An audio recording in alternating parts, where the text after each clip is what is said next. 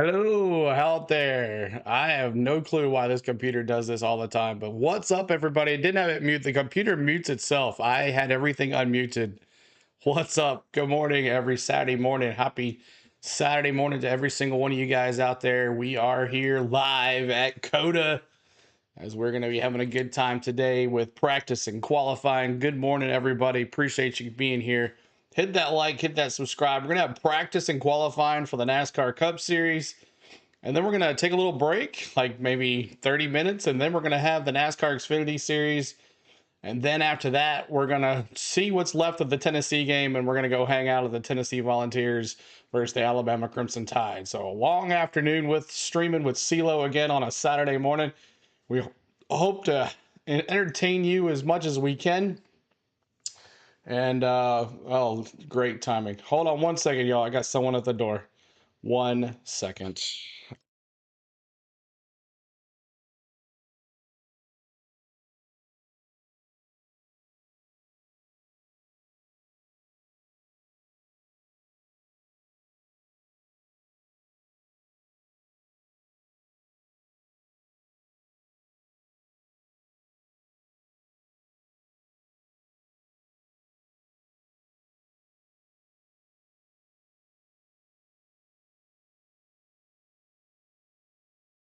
All right, so we're just hoping that we'll have a little bit. I go back, open the back door. We have someone here at the house.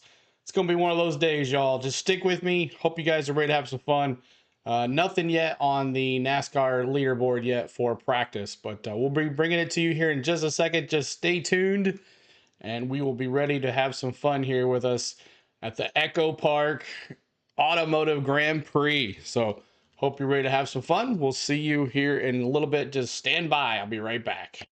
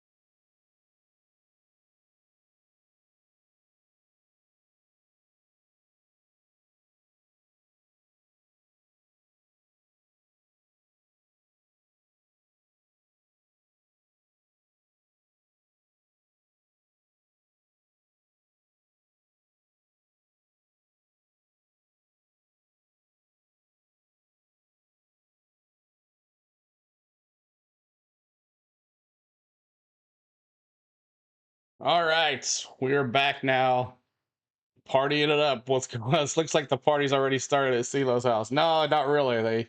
Punch live. Here we go. Get it going. Stay tuned for programming and things. So hope let's see what look is in the chat here. Cole, what's up, Georgia fan? What is up, Casey? What's up, Bronny? What's going on? Sadly, we know the SVG might have the poll. David, what's up? Hello, Chad and Cole here early in the morning.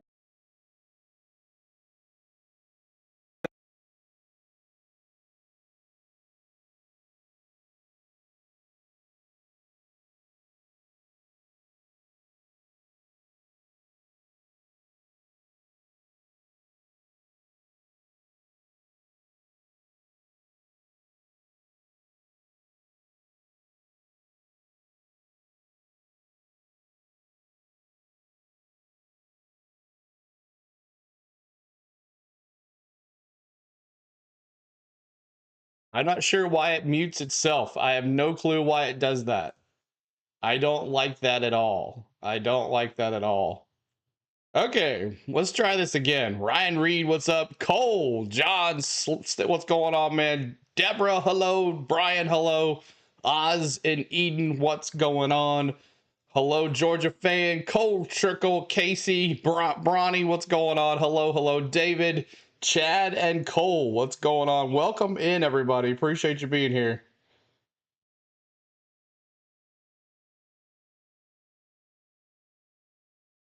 80 degrees, it's going up. All right, new qualifying and practice format for NASCAR. 2 20-minute practice sessions, Group 1 and 2. Then 20 minutes of timed qualifying for each group, and that is all.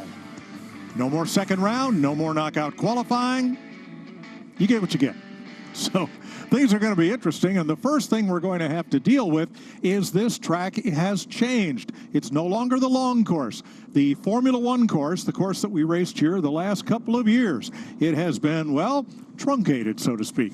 Well, I think that's the biggest thing that drivers have to do is get used to that new section of racetrack.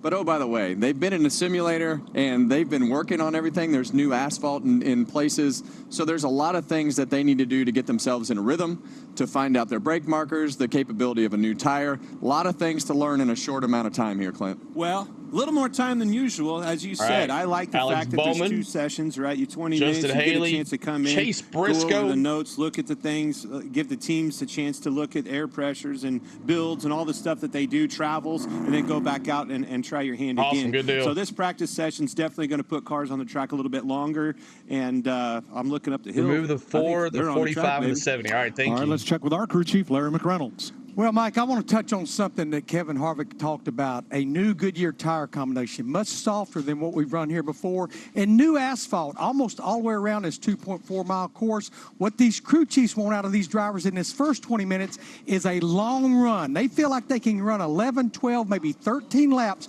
which is about a third of a fuel run, because they need to know how much tire fall-off there'll be. That will dictate their strategy for this 95-lap race tomorrow.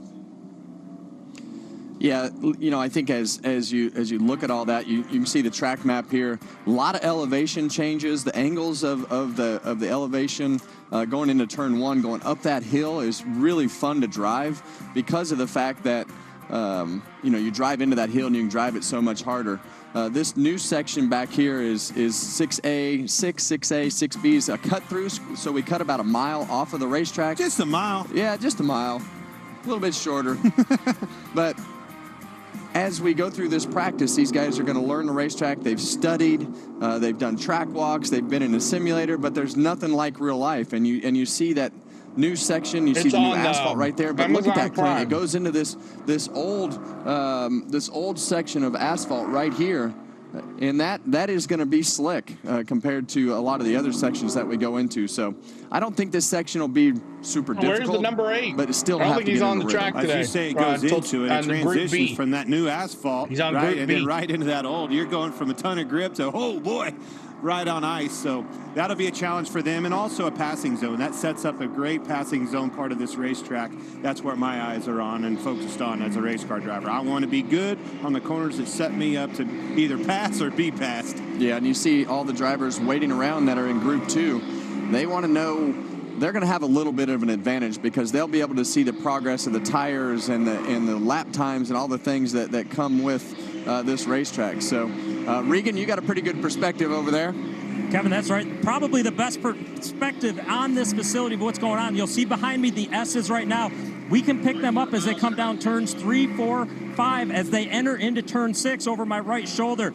That's what we've been talking about. That's where that asphalt change is going to be. But there's also old curvings that were removed over there that have created a bump for these race cars to have to go over in that braking zone. So a lot for these guys to learn. And yes, they did have simulation. Many of the simulators, though, could not replicate what the track actually is.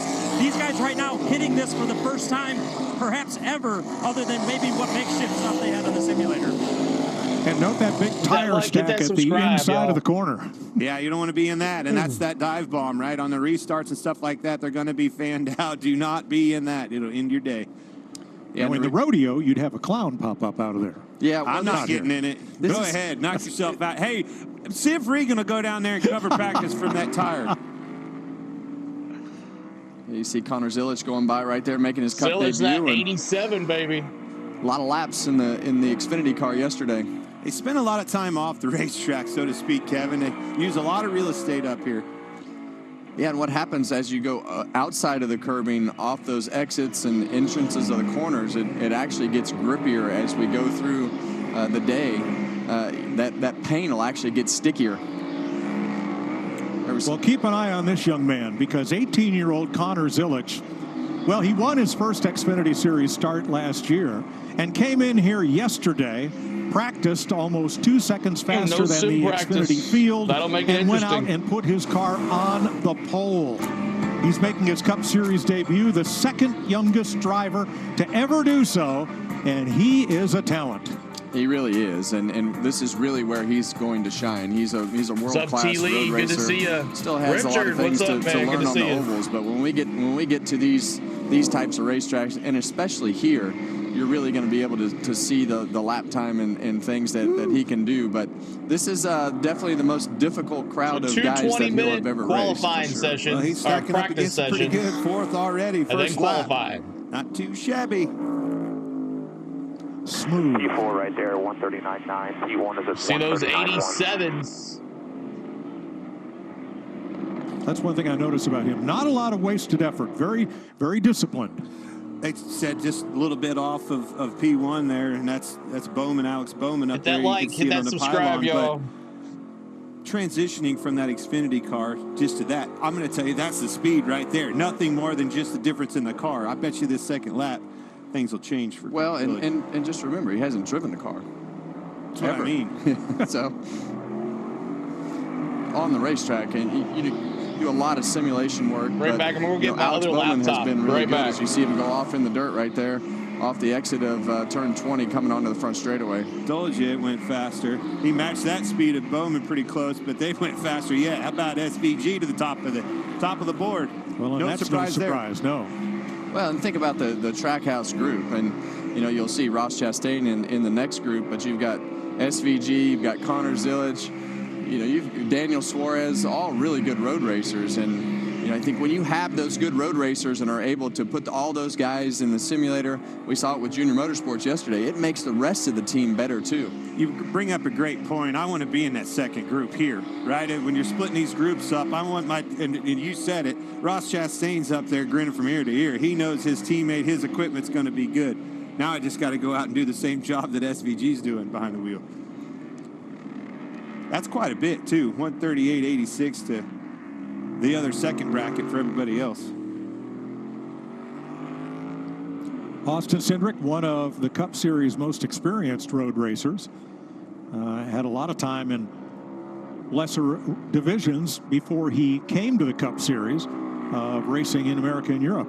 Yeah, and as much as we've talked about these Fords the first couple of weeks on the super speedways, this has definitely not been their strong suit as far as road racing and the things that have happened here at COTA. So it'll be interesting to see where that all stacks up from a speed standpoint, but Austin Cindric does a great job behind the wheel on these road courses. So road race fans are very comfortable with the concept of track limits. NASCAR, let's say, is not. We are enforcing track limits in the S's, and if you have 4 tires below the red and white curbing, that is off track. Cody Ware with an issue here. That is off track. Exactly what you speak of.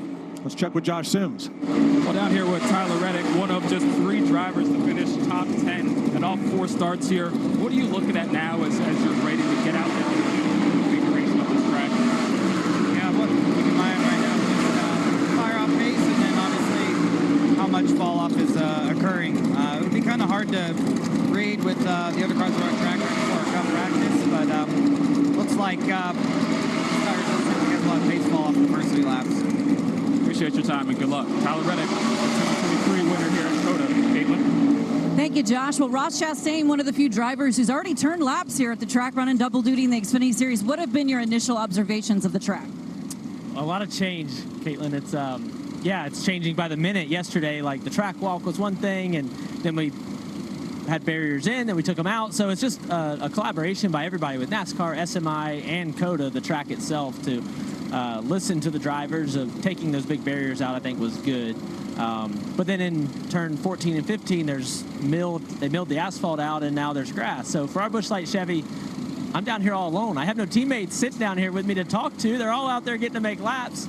Although I got my laps yesterday in my acceptance insurance Chevy with Junior Motorsports, which is a really cool thing to say that I'm driving for Junior Motorsports on Saturday. Today, I've been wanting to do that since I first saw one of their cars on track in 2014. And 2025, I finally get to sit in the seat. So watching my teammates right now, the other Chevy cars, to see kind of what they think. Obviously,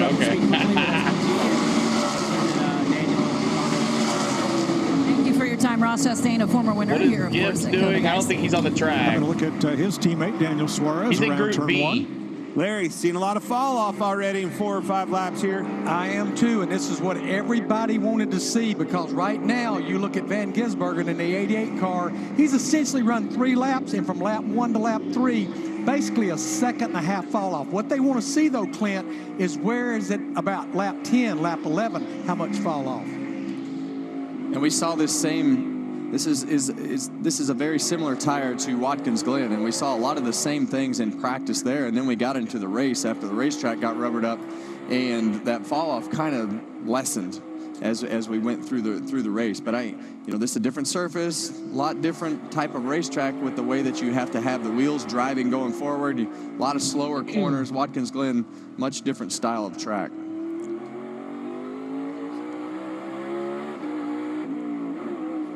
This is a very technical section as we come into turn 15 right here. You see, Shane just kind of split that curb on the exit. You can go all the way wide. This Only is a very 9 minutes sweeping left in this corner, Group turn 1 16. practice. A lot of unique roll speed and throttle. Let's hear what Shane has to say. My brake bar is not working. Yeah, my brake bar is not working. We'll look at it. So Butterfly. I'm struggling without a brake bar tonight. Yeah, copy. We'll work on it after this session. Yeah, and that's going to feel like they cut a couple of his fingers off, because these guys with this car, and that are the guys that are really good at road racing, they twist on that brake knob and shove those levers back and forth to adjust the bias, and a lot of it has advanced to the point where they'll actually use that different brake bias every lap in different corners. Also explains that fall off that Larry was just talking about. That fall off's real. The tires are starting to slip and slide Hammer around. down. What's up, David? Good to see you. Early too, by the way. 5 laps in. And they're going to adjust it just to adjust it as they get used to the different. Right. Yeah, I'm with you. You got some. You go into turn 1 and you have where the 7 car is headed right now. You go up this huge hill, so it invites you to have some super heavy braking, because you see that hill right there as you're braking into the hill, and then it'll plateau off, and then you can see the elevation change right there, go back down the hill. So that's where I had trouble last night, different Cole. styles of On that braking. hill, You have a lot of got me every options time. from the brake pedal to be heavy braking. You can trail out of the brake. You can have some, you have so many different corners that you have to use different styles of braking. That shows, you see where he just has those outside tires barely on the red and white rumble strips. That's exactly how you do it. I was actually watching earlier some guys that were flirting with that pretty good. You got to stay on those rumble strips, at least with one set of the tires, right? Larry Mack? Yeah, I just want to expand on this brake bias. And when you watch our race on Fox tomorrow, our Toyota cutaway car, we're going to show you exactly what's going on when the driver adjusts the brake bias. The car basically has 2 brake systems, a front and a rear. This is on TV. It's on car is Amazon loose Prime. getting in the David, what's corner, up? Good to see under-braking, you. You're going to Hit crank that a like. little We're trying more to get to 100 front end. likes, y'all. If the car's tight and doesn't turn on the brake and getting in the corner, you're going to crank some 258 rear. of us here. My Come on. experience, Kevin and Clint, you want to try to crank as much rear as you can to help it turn on the braking. You just can't be loose getting in. Well, especially with these new cars, with having so much brake on them, as that tires wear out, you have to start moving it back. You'll lock them front tires up. Once you lock them up, it only gets worse from there. Yeah. So this rhythm I wonder section the corner through the number S's is right confused. here It just hit. gonna They be call it. very We unique skip for 7 where to they're 12. Go ending from up on 5 our to screen 13. right here in the 6 area. Can you show me where out of bounds is? Yeah. Well, the out of bounds is going to be anything below this curb. Sorry. it's going to be anything below this curb right here. So if all 4 tires are below that, it will be a penalty. So you got to keep at least some sort of tire on the outside of that curb, so that the red and white rumble. Yeah, so these red, you can't be below those red and white rumble strips, Clint. Let's see how, what is this? Let's see how they do there. That looks pretty good, Noah Gregson. And you want to cut it as close as you can, because really the inside of that curb will have some grip if you can. It's hard to do because you're on the verge of cutting the racetrack, but there's also grip if you can hook that lip. And you want to use as much racetrack as possible, because as you enter 6A, you want to be as far right to possible on the exit of turn 6, so you get a good run through A and B. Also straightens some corners out. Subscribe up there, y'all. Help us out.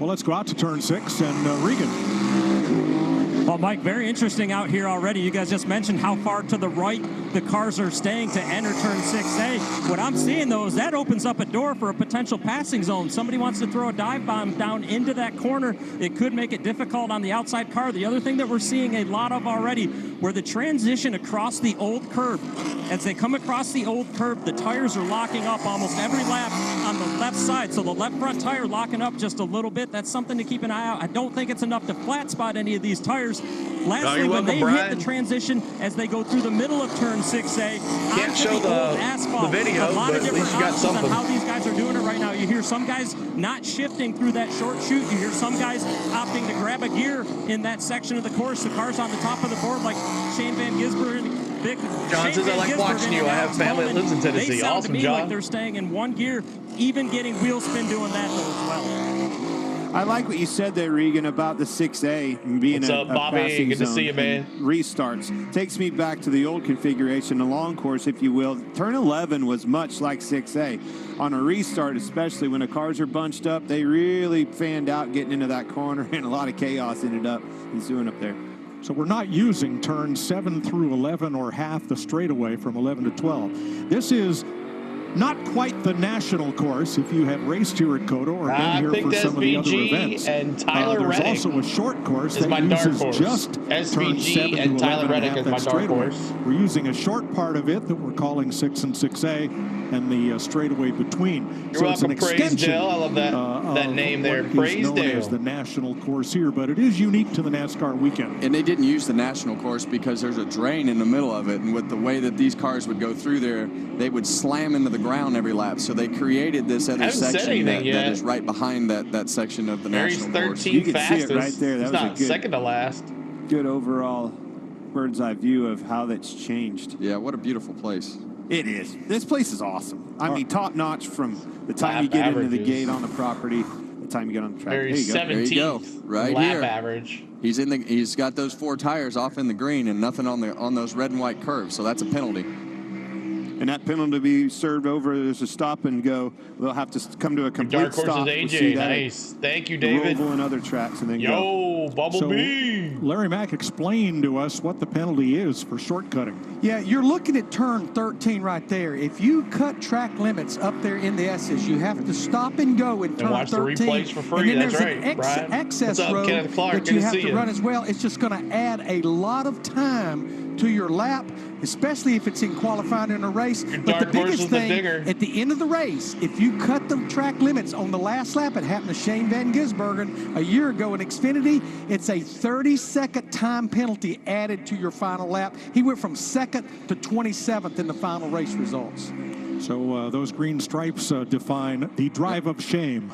The other thing that's hard about this, that's just with one car, as That's we're right. showing in practice. Tomorrow. You get out there on a restart. This and there's afternoon and cars tomorrow, in y'all. a single file line. You really can't see around or through that car in front of you.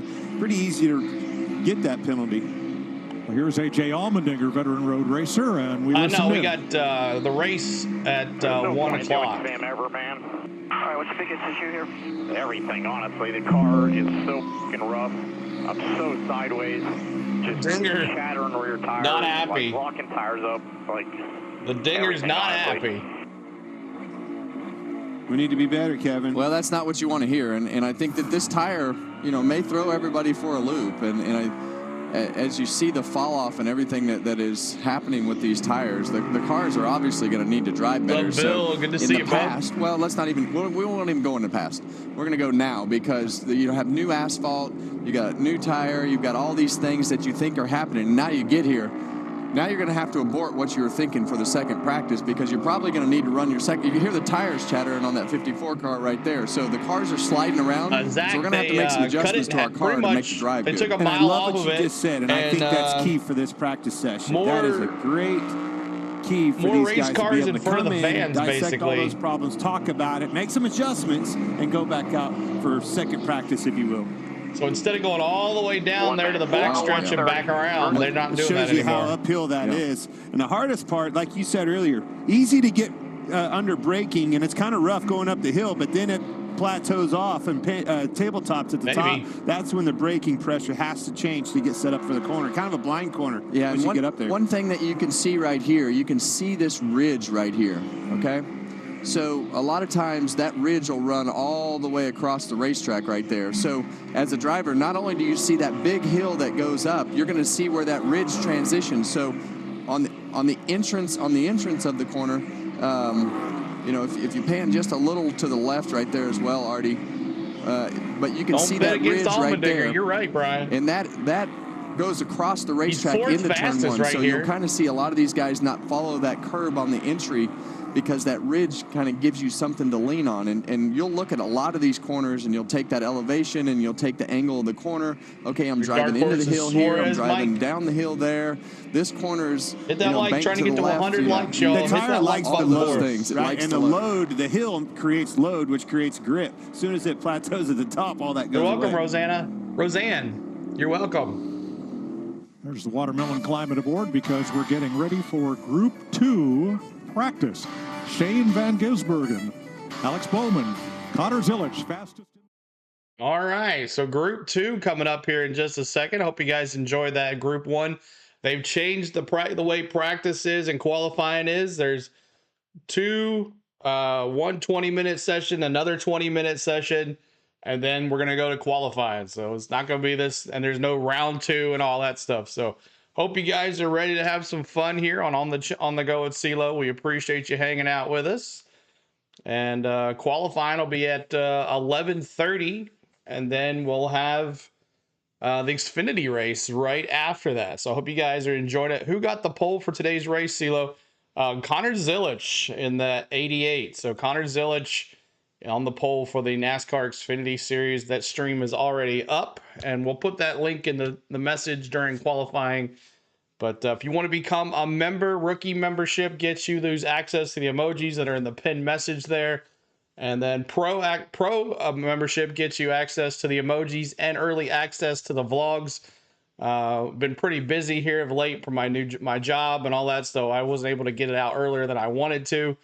But hope you guys are enjoying the vlogs too. We put out a COTA paint scheme and race weekend preview, so make sure you check that out. We do that to get you guys ready for the races on the weekends. We do that every Friday, so make sure you're looking forward to that, hitting that like and commenting on those. These always help the algorithm as well. But thank you guys so much for hanging. We're gonna have this today, Xfinity this afternoon, and then right after that we're all gonna redirect to Knoxville, whatever's left of the basketball game. We're gonna go watch Tennessee Volunteers versus the Alabama Crimson Tide this afternoon, and then we'll call it a day. But hope you guys are ready to have some fun with me. Hit that like, hit that subscribe. And Mike says, appreciate all you do. You're the man. Thank you, Mike. Thank you so much. I appreciate you guys watching. You guys are the reason we're here. You guys watch. We're successful. The algorithm pushes us out to get more fans in here to have some fun. So we do it the right way too. Hubby and son are off to Lincoln Speedway sprint races in PA. Awesome, Roseanne. Well, hope you get to spend the day with CeeLo here while they're out doing their thing. But this is going to be practice group number 2. And let's see if I can, do they have it refreshed here? Let's see. Refreshed. See if we get it refreshed here. And group number 2. Go Vols. I bet a little on that couple of players. Awesome, man. Practice still has group 1 on there. Come on there. Zilich may be on that list. Yeah, and what you want to do is you want to be as far that way as possible, so that you can be to the right as much as possible. Yeah, so they want to be as far to the left as possible in 5, so that they can be as far to the right as possible in 6, because that new section you got to enter as far to the right as possible to minimize that bump, and also get as wide an entry as possible to get onto that back straightaway through 6A and B. Yeah, I mean, all your entrances are Group always B. setting up for the next Group corner. 2, whatever you want to call it. Yeah, and this will give you a good view. This is 6 right here. So we're going to stay to the right as much as possible right here, so that you can miss that bump and get as close as possible at the right angle right there, out next to the wall. But it sets up this back straightaway, so the entry affects the exit. Add them all together, Essentially, that corner sets up a lot of lap time within this, all the way down to this corner right here. If you mess that up in 6A, you'll pay the price clear till there. Chastain's out there. I'm sure he's going to go to the top. Yeah, right now, as you start this lap, the timing for qualifying is at the exit of turn 16. I'm all about the roll tide. Also, Mike. So right now, hopefully we'll get to see most of the game. And that allows the drivers to complete their lap at the end of turn 16 and go immediately to pit road, instead of having to waste a whole lap coming around if the timing was being done at start-finish. Yeah, and these guys are in a fortunate spot to learn faster than the first group. They learn. Yep, so here comes the start-finish line right here. That's for qualifying. Got you through here. See it on the track map up there. Turn 19. Take that wide exit, and here's probably the most important corner because it leads onto the longest straightaway, turn 20. Well, this is a whole different conversation now with all the tire fall off and everything that we started in the first session. So I'm sure that most of these guys that have teammates that were in that first session will have made changes to their car, probably lowered the air pressure in the back to start working on the drive because of all the talk with all the cars up on top of the racetrack. You heard AJ Allmendinger talk about his car being not driving up on top of the racetrack, locking tires up under the brakes, so they're going to have to back up on how aggressive they are with their bump stops, their shocks, and everything because they're too stiff. You probably won't see that big lap. If it's me, I want to settle in. I want to take care of my tires here, be good on the long run. I want to focus on my long run speed because that's what's going to get you paid tomorrow on Sunday. You heard all of that complaining from AJ Allmendinger. As a cam on YouTube, and he's one of the fastest 5. Prime CeeLo. Think of what the fellas back behind him are saying. That's tire wear, and I love it. When they're complaining, that's good for us. And I think that Allmendinger was probably complaining because of the fact that it was falling off so bad. He's going to be able to manhandle his car and make it go fast for a lap. But knowing where the fall off was going, it sure sounded like it got bad pretty quick. I love what you said there about this second group. These guys had the opportunity Austin to Hill sit back, Cam today. watch, Remind listen me to not only the other cars in the track, but their Ronnie, teammates remind me of that within. too. So they made those air pressure adjustments and all that stuff to help them set up for longer runs, keep that grip in these tires longer. Yeah, so you see right there, now it's Bell. Now it's Bell right there as they start to come around. Today. Let's go right and see. Like this those yellow times are from the previous group. The white ones on the scoring monitor are from this session. Yeah, over a second and a half off. It's going to be super hard to compare because the racetrack's usually faster when you first go out and it's green like that. And now these guys knows they don't need to just completely demolish their tires, probably lower air pressure, change some of the settings in the car to be a little more forgiving to the tires because now they know what the racetrack is going to be like. Bell, McDowell, Hocevar, the 3 fastest so far. Larry? Yeah, here's my takeaway from tire fall off from the first group. I'm looking at 3 of the Trackhouse drivers, Van Gisbergen, Zilich, and Daniel Suarez. 10 to 11 laps, right at 6 more likes to 100. Help us get there, y'all. They ran consecutive laps. There were a few in there, like Alex Bowman, who ran some laps, came in, made adjustments, went back out. But they ran 10 to 11 consecutive laps, 2+ seconds of fall off. What's up, David Thomas? And that's how I would do it, Larry. I honestly, I would abort qualifying if I was surprised by that fall off and everything that happened in this first session because I would really go to work on my car for the second session with that second set of tires. Wait, so this will be the end of qualifying? No, this is the end of practice. And you know this that 20-minute like session everybody here, has a lot of room to make up ground on the handling of their car, and that's the characteristics of what's going to happen to the car need to be known by the driver so they know the difference in gears, short shifting, whatever that may be, so that you can really create as many habits as possible that are as close as possible to race conditions. Qualifying starts. Tyler Reddick up into the top 3 of this session. You're right, Larson Kaylee. fastest. Bubba's going the wrong way. One just coming under the bridge now. All clear here. Love that paint scheme of Bubba Wallace. Bell, Reddick, Larson, and Hosova. And that's what you want to do right now. I would tell Chastain the all fastest the in guys, Group 2 right now. Don't be afraid right to miss a corner, because it's him and Larson. It's that time that you have to find out where the limits are, push the limits in your brake zones, Bell throttles, roll speed, whatever that is. You have to be able to now. find what's too far. Thank you, Kenneth Fox. Spotters at the top of the hill, just below the flag, up on that scaffold, and also scattered around the course at various vantage points. If I was a spotter, I'd want to be up on that big tower, 150 feet up in the air. Interesting point of view. Kyle Larson, no longer quickest. Ross Chastain fastest. now fastest in this group, and 9th overall. Let's go back to Bubba Wallace here and see what happened to the 23. He's already spinning. I No, think they haven't qualified yet. What's up, Big Wade? You see how fast that thing snapped back the other way. Did a good job of getting it. Thank you so spun around much, and underneath Kaylee. of him. That will not help those. Started tires. tank slapping there. Yes. That's a high-speed part of the corner. Kind of underrated. Can anybody get to I was watching SVG those or cars Connor just prior to Zillage? this Look at practice, Bowman, and, too. Man, you haul the mill around that corner. What's up, Steven? Good to see you. Kyle Larson up into the Fast 5. Larson. 4th overall. With his background, it blows me away, but he's a good road racer, Kevin. Yeah, I mean, he's been good at it since he started.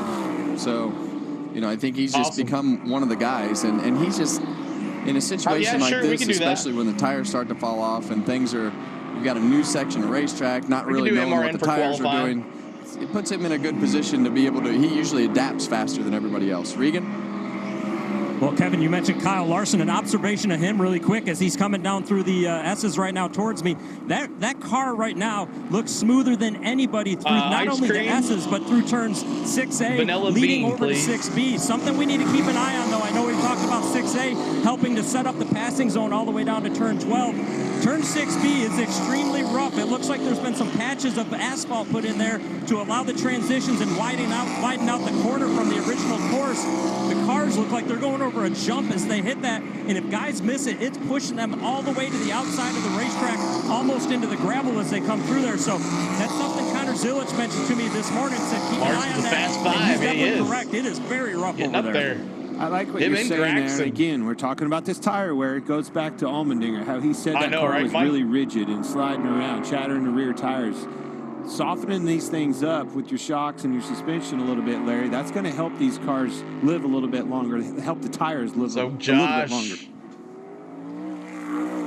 The car is going over it like what a else jump. would you be doing, Larry? They literally get I need airborne, long run speed. Josh. Want to take care of these tires. I know you're going to put it on me as a driver, but what can you do to help me? Yeah, I mean, again, they're under the impound. You can't change shocks and springs and all that. You can change the adjustments on the shocks, but I think Kevin said it. Just take some of the aggressiveness away as far as rebound compression and get it up off those bump stops a little bit. Just help the compliance of the tire a little bit, where it's not just driving down in the racetrack. That's what I was talking about. Yeah. Yeah, and I think when you go back to the you never know the 6A and B section of the racetrack, what'll happen is these cars, when you run over something or it bounces, it'll get on the floor or to get on the rub blocks, and it'll take one hard bounce and then it'll just go numb and just start pushing the front end of the car out away from the apex. Chewy bacon. So 6A and B are the new corners on this course this weekend. to shorten it by about You're right, 1 mile. Ricky. The goal being we're going to add more laps to get the same race distance as before. That means the fans here will see the cars come by more often. The field will stay a bit closer together, but it's a new challenge for everybody. 6A, a more than 90-degree left to take you out of the S's into this short section that on Brad Perez's map was called the Mario Kart shortcut. 6B puts you onto the straightaway about halfway between turn 11 and turn 12. So you go 5, 6A, 6B, 12, and so forth. I like that too, right, Yeah, Brian? right I like here, how you said you can that. really see where those cars are hitting the ground right there with what used to be the old racetrack. Yeah, right there. And that's where they're transitioning into this new section 6A, 6B. That is, you know, through here. It's a road course. I'm not excited about road coursing. Telling us they hold it way out to the right. He did. Mario Kart shortcut. You want to keep the car as wide as possible so that you can turn in and cut that corner at the right angle. So that angle gives you speed down this straightaway right here, and you're going to be all the way to the right and do the same thing on the entry. But when you're going into 6A right there, 6 is really setting up for 6A, but what you do through the S's at the exit of 5 is what sets you up for the entry to 6A. This aerial angle right there really shows that. I mean, look how far he's going out, and you can see that track doesn't go straight right there. Has him way out, and there's a wall on that outside. You got to stay on that wall. I knew it one That's time, a cool but corner. why This are is the going to two be NASCAR really radio wild networks when you get them all stacked up on a restart. Good chance that is good going question. to be I don't think I even know that either. Does anybody care to reducing this enter that? track by a mile and 3 corners, as you pointed out, Mike. One thing I was interested in is to see Jumps and how many Mario times Kart these go guys hand were in going to be hand. shifted. Right. Actually, it's not reduced the number of shifts Where's that Bowman? much from before. He's They out are on the track still right now, but he's shifting second roughly fastest. 20 times a lap. They do not go to 5th gear at all, and the only straightaway they go to 4th gear is up this front straightaway headed up the hill. Everything else in this 5-speed sequential is 1st, 2nd, and 3rd. Riding with Kyle Busch. Let's hear his comments on 6B, the corner that puts you back onto what was the longest straightaway. I do feel contact, yes. There are areas in which I get that. The worst one's probably 6B, jumping back on the main course, just bottoms out the back and out of control. But even through the S's, no contact and just out of control. Rowdy! Where's That's my rowdy good. friends? Yeah, you know, as you go through the S's and the way that car goes into the curb, transitions off so the they have curb back onto the like racetrack. If that car is PRN is swirling, here, doesn't have Bristol and everything stuff like that. aligned correctly on the stops and the suspension Charlotte. and everything that you have going on, it'll jump and bounce, and then it'll jerk the back of the car around, and it makes it You like really Watkins uncomfortable Glen? and slow. I'm just not a road course fan at all. Chase Elliott coming up on that area now. That's my Rowdy needs best, to my stick with favorite trucks. analysis you've ever done right there, Kevin. That's not good. Yeah, that's not good. Well, when these cars hit the ground, it's like we talked right here where Chase is going to 6B. You see the car, the rear tire came off the ground right there. So you have to be able to control the suspension in some way, shape, or form. And like Larry said, you can adjust the shocks, but you can't take the springs off. So if the car's too stiff, you're in for a long day as you see the right front tire try to lock up there. It's all but, wasn't it? So there's a lot of things happening here that I would say that a lot of these guys probably didn't anticipate. I think that don't have a lot of time in A and B. This tire is wearing out way faster than I think a lot of people anticipated. So, you got to kind of put all your eggs in one basket. Am I going for drive? And the NASCAR will qualify and the race be free to watch on YouTube like practices right now? No. I like we're on this conversation and softening these things up with the shocks, right? Actually, and taking some of the rebound out of them, but you got to keep that platform YouTube down. channel Watch has something this. going on you can tomorrow, see, I guess. Here's Kyle Busch coming into the corner. Watch the car transition over, lay over to the right side, and then lock that inside wheel up. That's what you got to be careful of. These things want a platform and not be able to roll over and soften it. Softer suspension helps the tires live, but it also creates other problems as well. It's a tricky balance. It's a tricky balance to be able to get the car to drive and be soft and take all the bumps and not be able to lock the tire up. We're going to have fun doing that stuff. It's a definite delicate balance. That 19 right there where Kyle was coming into, there's actually a hot dog curb below the curb right there that you want to actually split. And Except be when able they're to dominating. that thing. Exactly, John Hunter's Ronnie. coming to turn 19 right now, and you'll be able to see what I'm talking about. I think that's what's going to happen today during the Xfinity race. There's an orange curb on the inside of the red and white curb. That's too high right there. He needs to be lower on the racetrack to really get the maximum grip out of turn 19. You can tell in the entrance of these corners too by the lockup, the black marks all the way through that corner. Kyle Busch wasn't the only one that did it. Very easy to do. Several cars have done it. About 5 minutes left here in practice, Nemechek's had a fun week. 2 top 10s to start the season. What a great launch for him. Only 2 drivers have done that in the topsy-turvy finishes of Atlanta and Daytona. Yeah, I think a lot of these teams and drivers probably, especially excited to get here and get out of that super Cindric seems to be the fastest forward. Yes, he is. Look at that. Well, he might not be one of them. Nemechek, he's 36 out of 37 right now. So yeah, we need to. Gonna have to pick it up. That's a good point. Well, 16 drivers have already been gigged for track limits at turn 5 and turn 6. Now, in practice, there is no penalty. In qualifying, if you cut the course, the lap is disallowed. And we showed you what happens during the race. You get to go take the long way around. Don't worry about that, Mike. It's okay. We got to be able to find those limits. I agree. And you know that is, man, that's a lot of dirt right there. You're saying if you're going to do it now. Do it right now. That was a problem last year, and they didn't add any pavement there at the exit of turn 20. Well, with these maniacs, Mike, if you add more pavement, they'll just drive. They'll use it. They'll just keep using it. And that'll dig out more and more as the race progresses, and then somebody will knock a splitter off right there.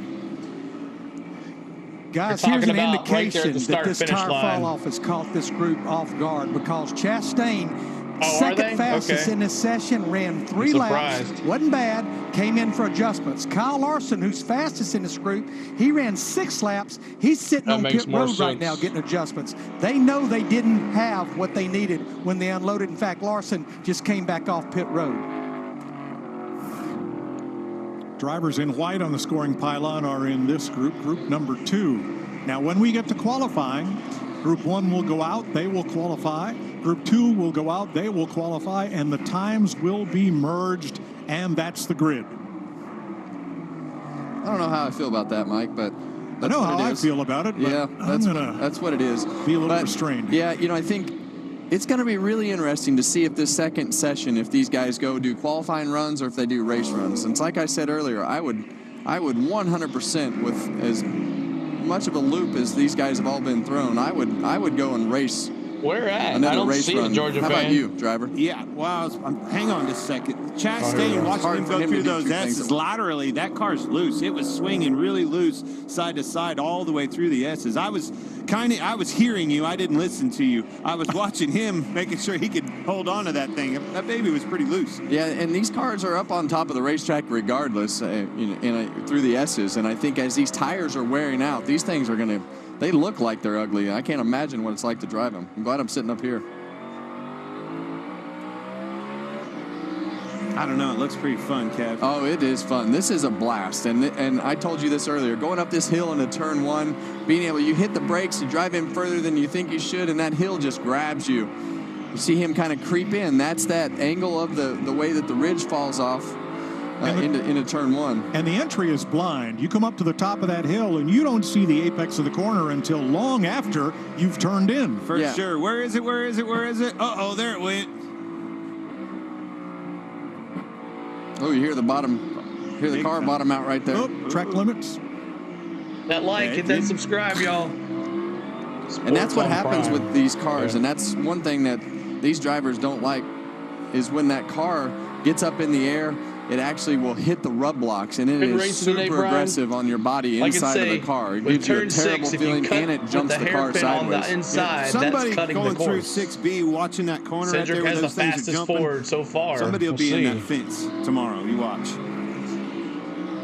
Because there's no escape route there. There's no runoff. There's a wall on the outside. That's unique to that corner from other ones. This place has a lot of runoff for drivers. You saw Bubba Wallace spin out, but you see the exit right there of 6B. There's a jump right in between there. Those cars are bottoming out, and that's going to cause one of them to get out from underneath them, especially in racing conditions on a restart when you're too wide. And some of that will get a little bit better as it wears the rub blocks off of the bottom of the car. So the point is there's just no, look at the runoff everywhere else except for right there. There's absolutely no runoff. And the bumps that they're talking about, you know, you can see where these sections of racetrack are rebuilt right there. And right here you can see and hear the cars jumping. All right, now come around to the exit of this corner if you can, if you pan over to the right, and that's the problem. That thing's going to jump off of that corner, get sideways, and just like up here, no runoff. Oh, you hear the tires. You can hear the tires chirping as they slide off of that corner. Practice for Group B. That's going to be fun to watch these guys navigate around on a restart. Final lap of this session for Christopher Bell. Kyle Larson, Ross Chastain, Michael McDowell, Carson Hocevar fastest in Group 2. At Napa. All right, so group practice is up. So it's overseas. I see what you're saying. Okay. CeeLo, who has the fastest Toyota besides Reddick so far? Let's see. Fastest Toyota. Ty Gibbs, 9th. Christopher Bell. So Ty Gibbs has the fastest Toyota. He's 9th. Christopher Bell, 15th. Tyler Reddick, 16th. Bubba Wallace, 18th. Chase Briscoe, 20th. Riley Herbst, 21st. And then Denny Hamlin. So there it is.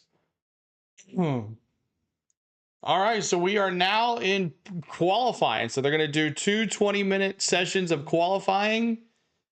And then that is it. And then that's how you get your pole. There is no Group 2. The top 10 don't battle it out. They've ended that. Is that going to be like that for the whole year, Bronny? For all tracks? Are we just doing qualifying and that's it? Now round 2. I know they did it for Daytona and Atlanta. Or is this just for the road courses? What channel is it on? Anthony says it is on Amazon Prime. Yeah, well, no, you can't watch it overseas on Amazon, so that's probably why. Where is KFB on the speed like dislike? He is not pretty. It's not pretty. He's not having fun. He was complaining earlier. Listen to him on the scanner. Kyle Busch, 35th fastest with an average of 101.776. Yeah, so Kyle Busch, 35th fastest, third slowest, third to the last slowest. Just here's some of your guys here. Denny, are 23rd fastest. Riley Herbst, 21st. Blaney, Logano. And you get up here, you got SVG, Bowman, Zilich, Larson, Dinger. So there's your top 5. So coming up is qualifying for the NASCAR Cup Series for the Echo Park Automotive Grand Prix. Well, that was exciting, boys. Yeah, that was fun to watch. I'm not sure how much fun it was to be in. Call the chiropractor. I mean, you talk about a bunch of stiff race cars bouncing over curbing on purpose, trying to get the best lap. Wow. Yeah, and that's just what this car 31st? is. Okay. Right? Well, like it's gonna jump in the air, it's gonna slam into the ground, you're gonna hit the rub blocks. This is a super physical day from a driver standpoint on your body. It takes a toll on you. It's hard because it has so many shifts, so it is a full day's work for the drivers. There's a reason they're bottoming out, though. The stiff, right? Jake, the stiff shocks, on, adjustments and things like that's one thing, but when that thing bottoms out, that's a stunner right up your spine. Yes, it is. It has to be down low, Kevin. Tell me why that car has to be down low. That's where it makes the grip. It makes the grip, and you know the car. You couldn't raise it up enough to actually get it to not hit the ground. If you did, it would be so bad. And it takes a ton of grip out of the underbody of the car. So it's not qualifying. It's still practice. Watching Chris Buescher. Here's his foot cam. We appreciate him carrying that for us and giving us a look at everything he has to do going around this course. Yeah, we appreciate him not twisting it. But, you know, I think as you look at his feet, you can hear now they know that they're not going to run it hard all the way back to the start-finish line. So it's a big brake pedal, Kevin.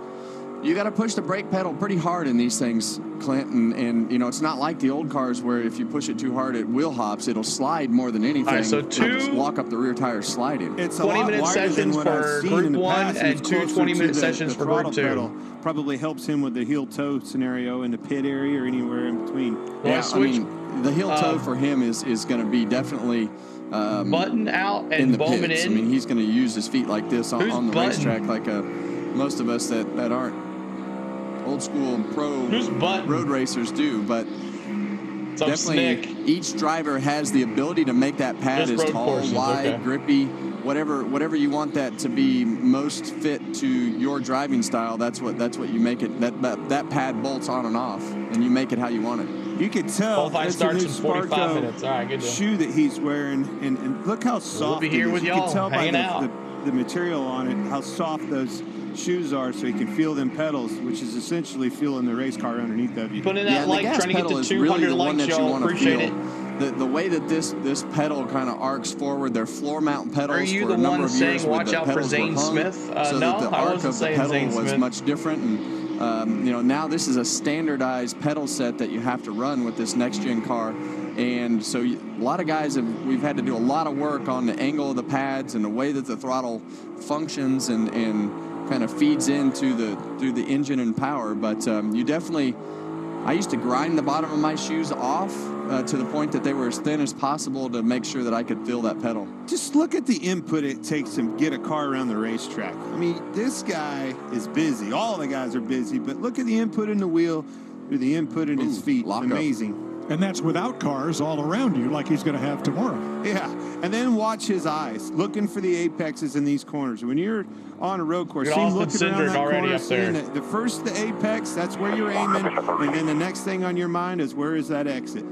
Yeah, and you see him working that brake pedal, modulating the brake pedal as you go through 16 right here, coming back to the start-finish line for qualifying, off into 20, and you'll see this car is very notorious for the way that you want to use the brake pedal is to hit it and immediately start to bleed off. You want that brake pedal to be on as long as possible, but a lot of modulation of the brake pedal to take care of the wheel lock up or the speed he's on the entry famous to the for corner. F1 for those. Fourth fastest for Busher. I would definitely put Bowman in there.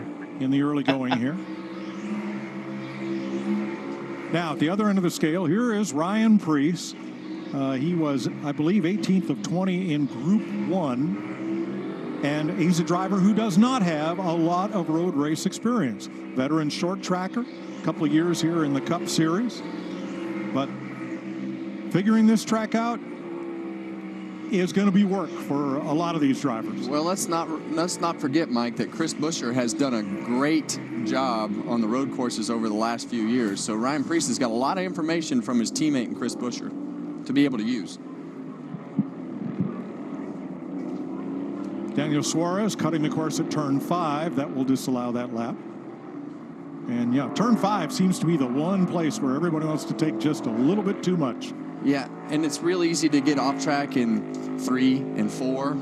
And once that rhythm gets off, then you try to creep it back in turn 5 so you can set up that entry to 6. But if you get off in 3, you're off the whole section all the way to 6B. Look at your guy here, Zilich. A lot slower this practice on the up front speed. That tells me that they're working on long run speed with that car. Or they went back out on their old tires, trying to save up for a qualifying run. But a little speed the second one, but he just jumped to 5th. Yeah. Bridge drop in 20, 40 minutes. I was at the last Preds game. It was fun. Another set of tires. Now Haley to 5th. Trackhouse, SVG, Chastain, and Suarez all fast. What's up, Kelly? How about Gisberg in here? Going to play a factor here, David says. So Zilich not as fast as he was. Haven't heard much of Trackhouse yet so far with the super speedways. Doesn't surprise me.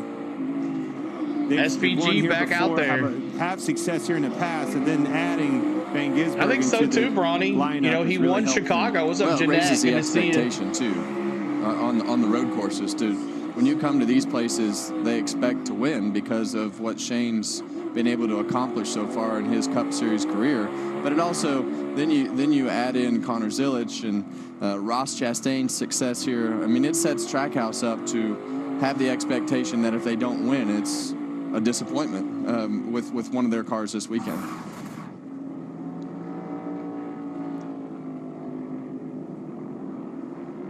Got loose. Had to chase it up the track. Couldn't hold on to it. Ty Gibbs. Maybe I'll just get out of the way for a second and regroup. That's a good thing about practice. Earnhardt, what's up, Gary?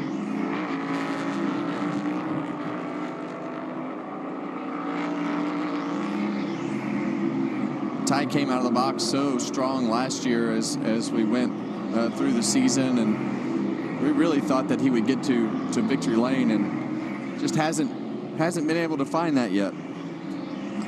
Let's check with Caitlin. Well, guys, I'm with Joey Lagana, who's just observing right now. What have you noticed is the biggest challenge with this track so far, Joey? I don't know what you said. It's really loud down here with the buildings on both sides, but I think you asked me about the track maybe. Yeah, it's still there. The new part's definitely different. I'm just trying to figure out the fastest way through it. There's a couple different ways to do it, which is pretty interesting. A lot of times you go to road course, it's kind of one way to do it, but that corner seems like there's 2 or 3 different ways. Trying to understand the fastest one right now. Thank you, Joey. Interesting feedback there from driver 22, guys. And they're all learning right now. Denise, no matter if Dennis, you've been here or not, there's so many things that are new with the asphalt and the tires and the new section. And, you know, there's just, it's a constant evolution. I was stoked for JJ. And I always used to tell our guys, we either evolve or we die. And, you know, we're evolving as this practice session is going on. Well, I tell you who it just continues to get better and better here and didn't have much room to improve is Bowman right here. Bowman the showman. Take Bowman you back the showman. fourth last year, You see those 48s, third and y'all. second back in 22. He is quietly very good here at this racetrack. Look for him to be up front and potentially be in victory lane tomorrow.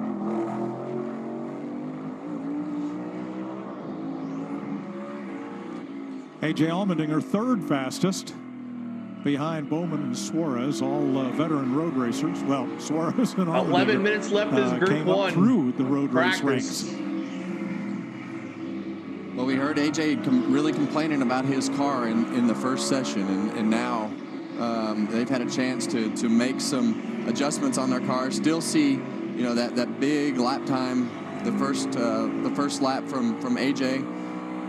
Looks like everybody's fall off is a little bit better as he goes half a second slower. I agree with you. Everybody's fall off has gotten probably 3/10 better than it was before. Regan?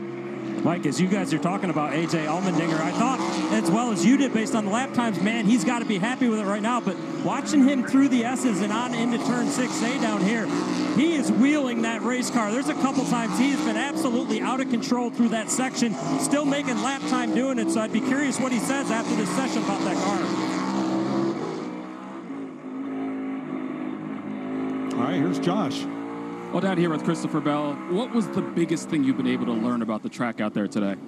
Well, it's surprising how slick it is. I think everyone was expecting it to be really grippy with the repave, and it does not feel that way. We're slipping and sliding a lot. I'm just really struggling for grip. So hopefully we can get it tuned up a little bit better.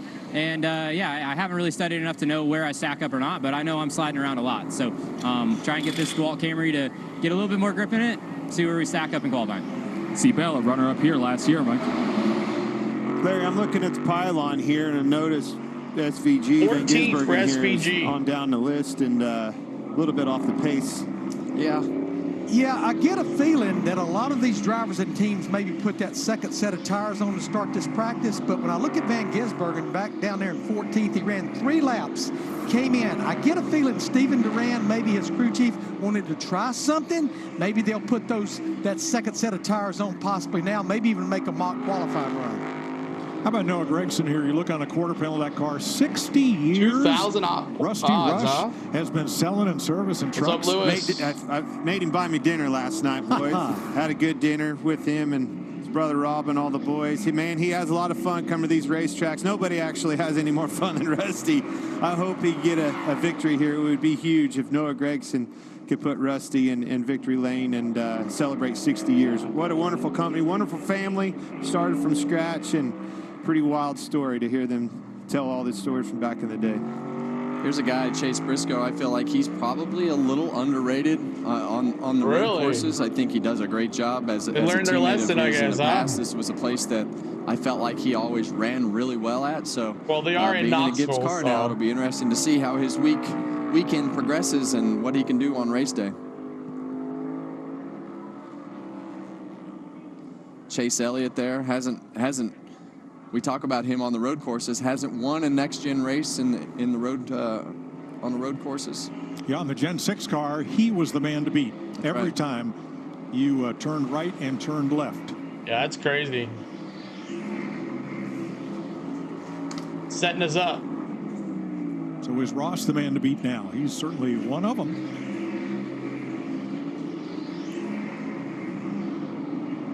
Well, slideways there.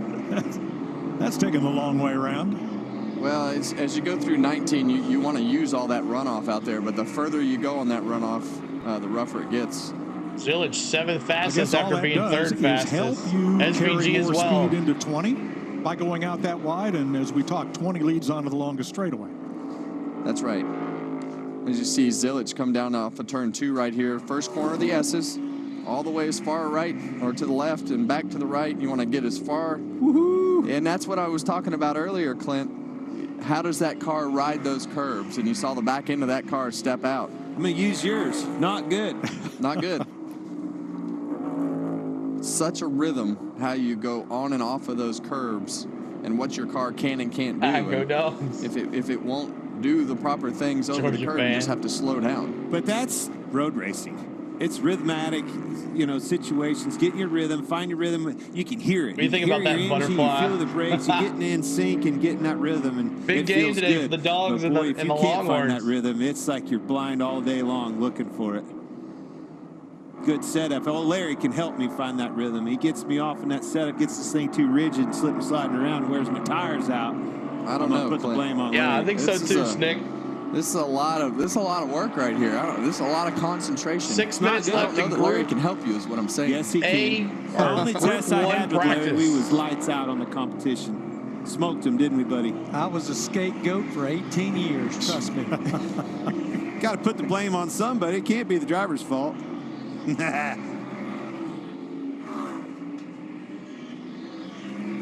Pretty impressed with the fall off on this 87 car right now. He's running 7 laps, and he's really just not even quite 3/4 of a second fall off over the course of this run. I talked about that at the first and asked Kevin. You could tell his up to speed lap. His big lap wasn't near as much. Tells me that they were working on long run speed. Well, from the driver's standpoint, I'm sure that he learned about the car, and I'm sure the team learned about. Whoa. Yeah, the air pressure. That's getting it all right there, isn't it? And you're going to want the car to be sloppy. You don't want to do that. You don't want that lockup consistently, because once it locks up, then it finds that flat spot and it just keeps locking up. But, I think that you're going to want the car pretty sloppy the first couple laps, Clint, as far as air pressure goes. As far Some of them down as you guys can are get it, sandbagging, Brian says. help that drive. Maybe. Yeah, nothing should work Maybe. good. It shouldn't drive good the first couple laps when you're worried about forward drive and things too. 21 has out. Yeah, which is another balance that's hard and tricky for these teams and drivers. Right here, right? Now you're having you have to remember the hardest part is when they're all bunched up. You can make a lot of ground up and lose a lot of ground on a restart on low air pressure, slipping and sliding around, trying to get the air pressure built up, and it's the same for everybody. You're holding on for dear life to set yourself up and be good on a long run.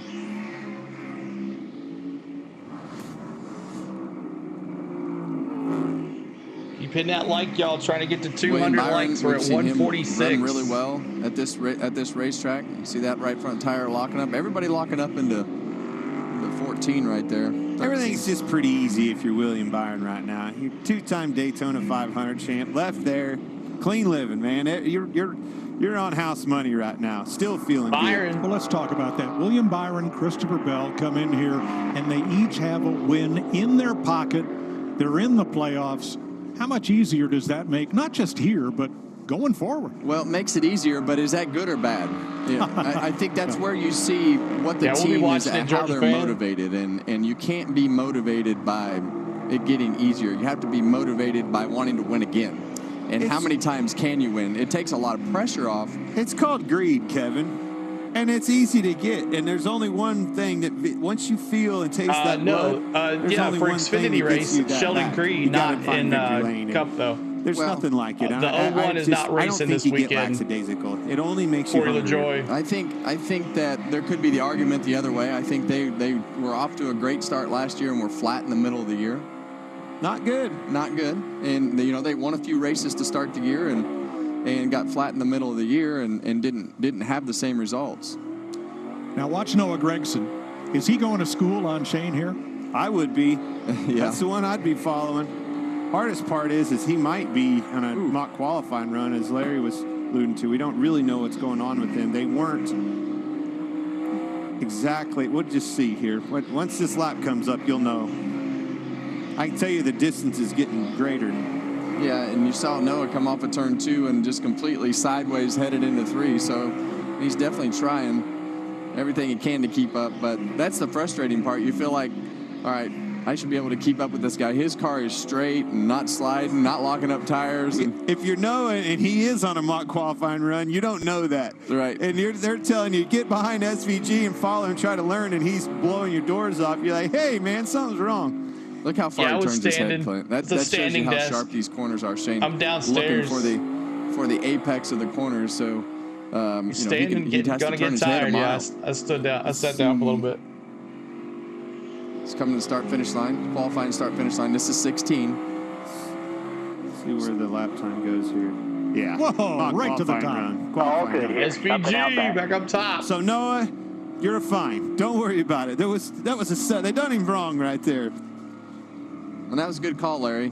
You know, they were saving that second set of tires to do a mock qualifying run. So he got the best of both worlds. Worked on his car a little bit and wound up getting a mock qualifying run to lead to qualifying here. Yeah, I think he tried something at the beginning of this practice, ran it 2 or 3 laps, then came in and laid that heater. Noah just had come off pit road as well, but I don't think it was on fresh tires. You see him use about 3/4 of the racetrack off of turn 1 right there. You can use this whole curb as that paint gets rubbered up. You can use that whole curb. Start of the S's right here into 3. Oh, that was a different car. I was calling the wrong car there. Looked the same. The 6 car, Brad Keselowski. 55 seconds here, Group 1. I love that paint scheme. Those colors just take buzzer, you back to, well, your day, Mike. The old nostalgia in it. But you're right. I thought the same thing. It's cool. It's old school. Old Can-Am cars that looked like that. Brad's been doing a lot of fun marketing strategies and stuff with his campaigns and different sponsors this year. It's just they keep getting more and more partners on the side of those race cars and just keep getting a little closer to the front, don't they? They got him on the big screen, Jeremy. I don't know if you can see it or not. Ooh. Everybody who hits that turn 4 curb kind of jerks Didn't the take car him long, around. Davey. You're right. I think as you go through 6A right there, you're going to want to be inches Thank from you that so tire much for pack. the likes, y'all. Hit that like I'm not for us. sure Hit that about 6B, subscribe, Clint. y'all. It looks like if you Great exit. Hit the subscribe. You turn in early, it almost makes that car jump worse. I like that. Remember, Cheerleading. calling later here. Finish this lap, then pit.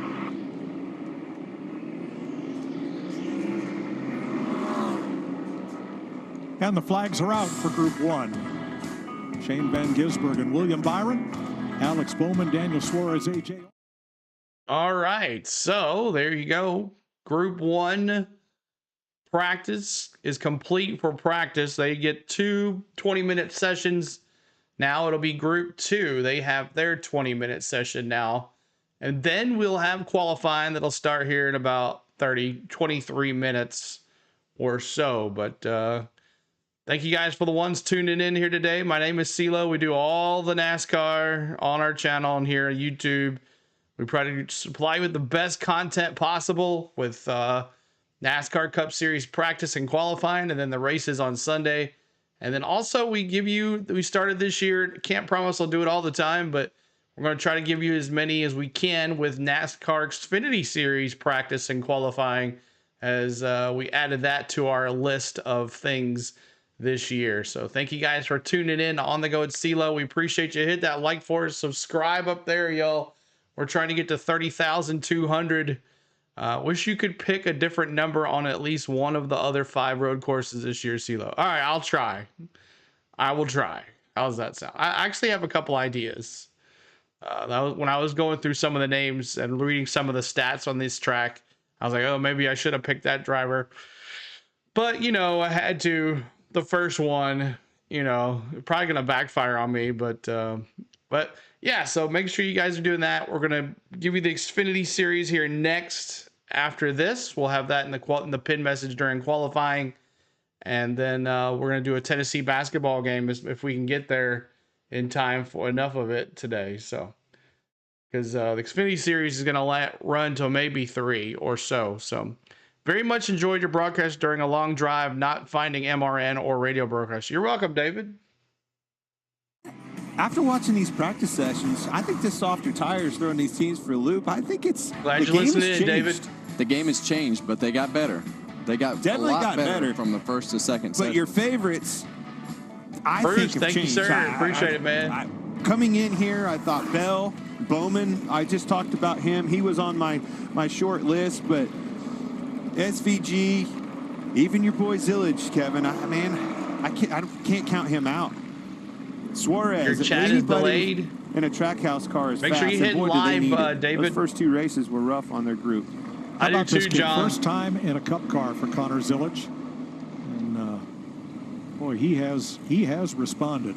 Yeah, and ninth in this session. Yeah, and it wouldn't surprise me if he got the pole today, but I think he's now he's at that level that it's going to get super challenging for him because he's got people that can match his ability. But at 18 years old, I mean, it's been incredible to watch the progression. Well, that's what's hard about the Cup Series. 20-minute session here for Group 2. You win everything. You spend your whole life winning everything, and you get here and they throw you on a racetrack that's done. Everybody's done the same thing. Makes it a lot harder. Larry, what you got? Yeah, I like what Darian Grubb, Connor Zillage's crew chief, did because remember the first practice See what he went Larson out can there do this and ran time. 10 laps. It was right at 2 seconds of give up. I feel like they put the second set of tires on that run right there. We're They actually ran almost at 11 laps. Remember, the 160, track Georgia temperature fan. has come up. Refresh your The fall stream. off was only about Sometimes a second YouTube and a gets quarter in stuck. that run there. All right, let's check with Caitlin. Well, Mike, you guys were talking about Connor Zillage making his Cup Series debut. What has this whole experience been like for you so far? Yeah, it's been a process, but it's been a lot of fun. You know, it's just so much to soak in and learn. There's a lot to learn from all these guys that I'm racing against, guys I grew up watching. So really enjoyed it so far. Starting to make some improvements to our Red Bull Chevrolet, and it's been a lot of fun working with Trackhouse. It's my first race actually in a Trackhouse car, so been a lot of fun working with all them, and really glad to have some good teammates helping me out as well. So looking forward to the race tomorrow and qualifying in a little bit, but hopefully we can get a little more speed out of it. Thanks for your time. Connor Zillage got that Xfinity Series pole yesterday, hoping for a Cup one today. Thanks, Caitlin. Here is his resume. Won 5 of 9 ARCA 18 starts, 2 years old, IMSA y'all. class wins. Ridiculous. And, of course, the 2 biggest Larson races about to put on a of show. the season. And now full-time in the Xfinity Series. Always hard to explain to people, Clint, when you get to the Cup Series, just how difficult it is. But when you look at that resume and everything he's done to this point, I mean, he's just never raced against a crop of guys like this. He's going to be competitive with him, but he is doing a great. lot of times they hadn't even been close enough to even challenge him like yesterday. Well, and the other things are out of your control.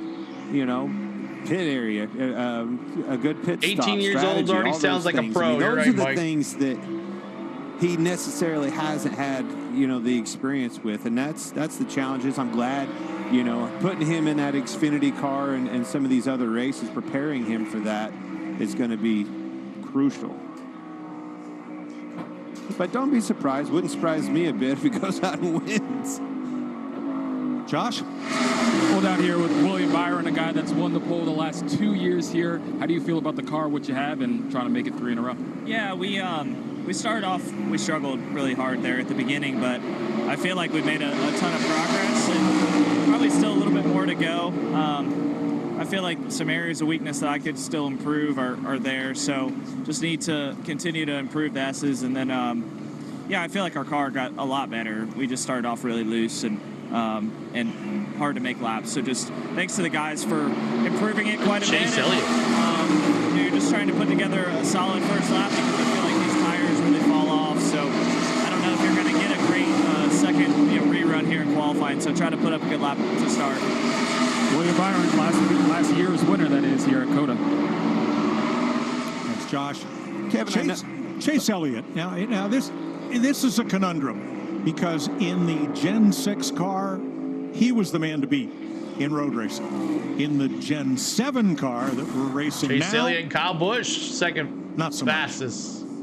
Still good. Look at that average finish. Still, under Everything's 11. all over it, right? Yeah. Except for that one column.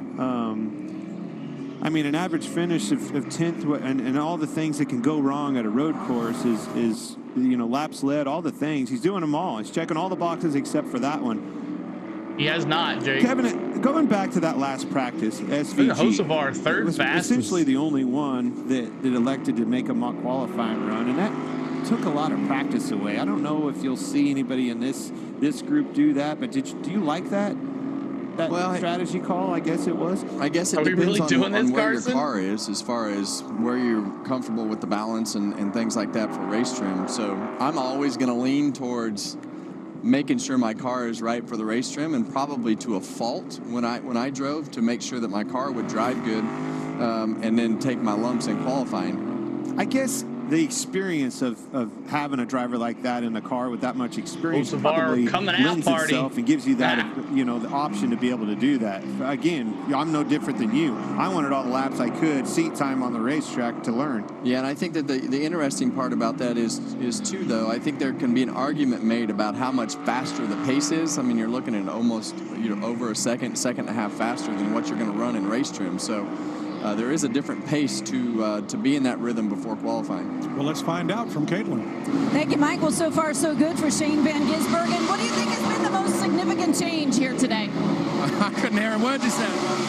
It's really loud, but it's going well. Weather Tech Camaro is really good so far, and just getting the hang of it. We're trying a few things. We tried a mock run at the end, and it wasn't very good, so hopefully we can make it better for qualifying. So looks fast, but I think other guys have a little bit left.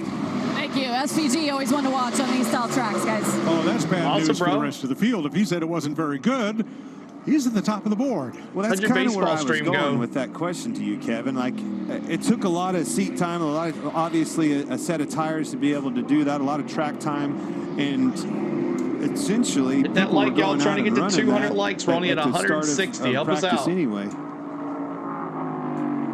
Well, it'll be interesting to see how all that cycles through. I mean, to that point, when he talks about his car driving bad, now they can make some adjustments to the car for qualifying, so it might pay off. I think you'll see him in the, low 38s, minute 38 second bracket. I think that's what it's going to take, and he was obviously 8/10 off of that. Blaney jumps to P4 on the board overall. Second in this group to Carson Hocevar, coming off a very eventful Atlanta in which he ended up the runner-up. Blaney finished fourth in Atlanta. Well, he's just good all around, Mike. Yeah, I mean, they've been able to find speed on any type of racetrack they go to. Blaney, much like these two guys. Yes. I just noticed the long hubs on the nose there of Ross Chastain's car. Reddick Move out of the way. The bull's coming through, boys. 16th fastest. Where are Reddick. the horns? I got a Cadillac with horns on the hood. Feels Really? good. Oh, yeah. When you drive that baby and look out across What is there. it, like 1/25th scale? Oh, no. They hang out past the hood. They hang out way past the hood.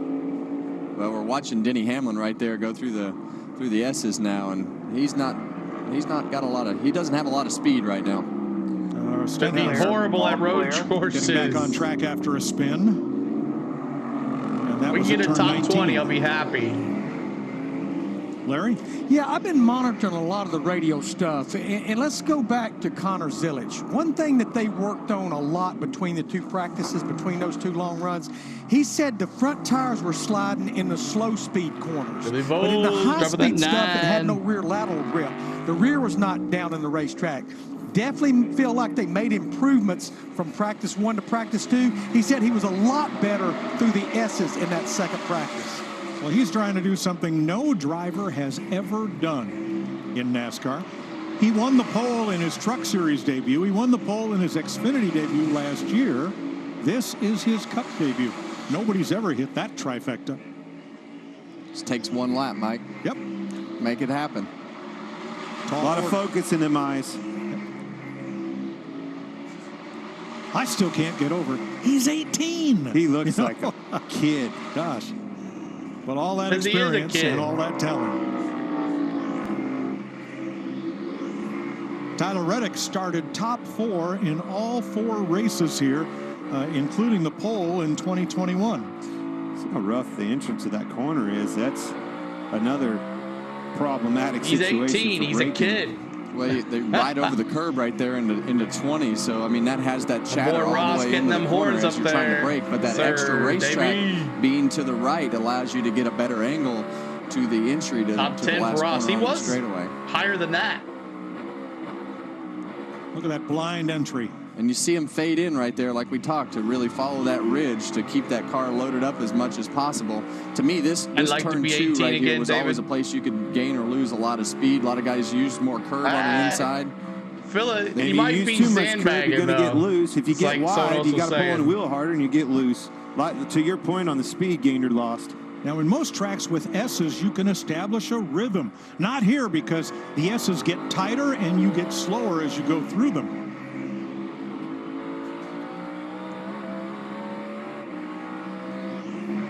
You know, Tyler's not made a bunch of noise in either one of these practice sessions. He said this week he was not a big fan of shortening the racetrack up. I don't see any Toyota drivers showing a lot of speed in either one of these practices. And a good racetrack over the years for Tyler Reddick. Well, there's just so many new variables that we're dealing with this particular weekend with, you know, sections of newer asphalt and new section of racetrack, new tires. So that has to swing in favor of somebody. And I think he's got to win a couple That's first. a good point. I mean, you saw his teammate earlier, right? Bubba Wallace was spun around, having trouble Exactly, with his Phillip. car. Maybe they're It just don't mean nothing. missed the setup a little bit with 2311. That can Just happen kinda easy helping when a you little change bit. as many things as they have. Not only the racetrack tires, a lot of differences. That you like have y'all to make trying to some get to 200 assumptions likes, when hit you're that in the sub simulator up and there. you're I moved developing it the all tire. today. You have to make some think it's assumptions on moved. how much grip the racetrack is going to have, how rough Oh, is yeah, it it going has. to be. All those things are a little bit of a guess in this scenario of the weekend, and that always swings in somebody's favor, and it definitely so far doesn't look like it's in Reddick's favor for sure. And a big part of that, I mean, assumption, if you will, is the grip level in that tire and the fall off. 10 minutes. 8 A lot of minutes to go science here in behind this it, and they can group narrow 2. that We'll have gap, but qualifying problem here is, in over the 9. years, they narrow that window down even more and more and more, and then all of a sudden you throw them for a loop when you change the whole tire. My biggest concern is, like, he's legit locked it up every single lap going into 13.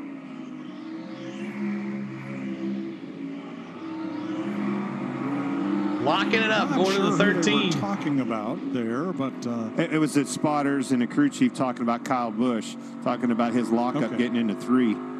And that was what you were talking about earlier, Clint, is that car, you go out of 12 and that car is rocked over on the right rear, and then you want it to transition back to the right for turn 13, then it gets that right front tire light. What are you hearing, Regan? Well, Kevin, I can't tell you about turn 13 because I can't see it, but I can tell you as these practices have worn on, these guys are getting way more aggressive, especially into turn 6A, 6B as well. And as they're getting more aggressive, way more lockups on the tires. A couple guys actually missing the corners completely over here. Carson Hosevar just did a mock run a few minutes ago, or I believe it was a mock run, completely lit the tires up all the way into turn 6A right there. So guys are trying to find that little bit more speed, and it's getting more difficult. They do that tomorrow, as you guys have mentioned. We're going to have some problems with tires potentially. Yeah, and you see that ridge right there that they're talking about, locking that tire up, and then as it goes over that, it just stays locked up. And look where the hash marks are. You see where it's light, dark, light, dark. That's where those tires are locking up, and it shows the roughness of the racetrack. It's a transition. You got the car rocked over, making that inside tire light, and then all of a sudden the bumps amplify it. Larry? Yeah, one other thing you can adjust under the impound, we've talked about compression and rebound, low speed, high speed on the shocks, is these cars have a front and rear sway bar, anti-roll bar. You don't change the bar, but they have a blade on it. You can change just how stiff or soft it is in the front of the rear. That gives the car a little more compliance, especially through those S's.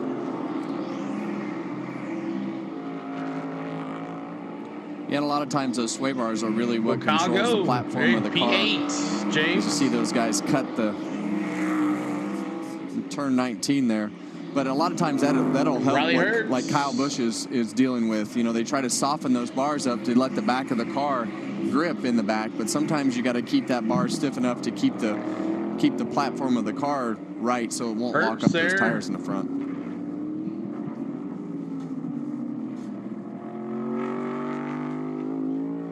'20th fastest for Herbst. Riley Herbst has a pretty colorful car this weekend, Clay. Sure does.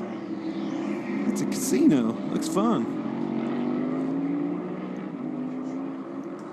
Riley always did fairly well here in the Xfinity car, and I promise you this one doesn't feel anything like that car.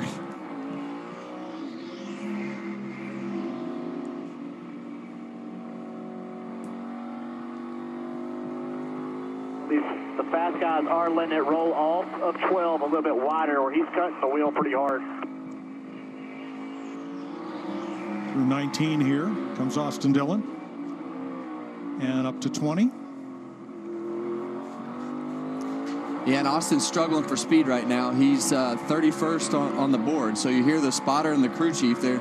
The crew chief and the engineers are giving the spotter the information that he needs to give to Austin to tell him, hey, you're getting beat here. They've got all the information down there that they need to know where they're getting beat. So they can tell him, turn 1, 2, 3, 4, whatever corner it is, you need to do this, or you're too high, too low.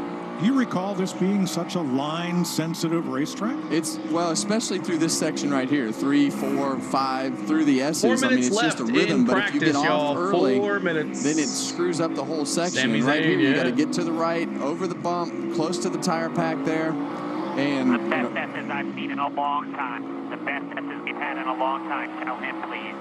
Yep, and that's Richard Boswell, the crew chief for Austin Dillon, telling the spotter, tell him, please. Now, I want to check on Denny Hamlin because he just missed turn 20 and then came slowly up the front straightaway.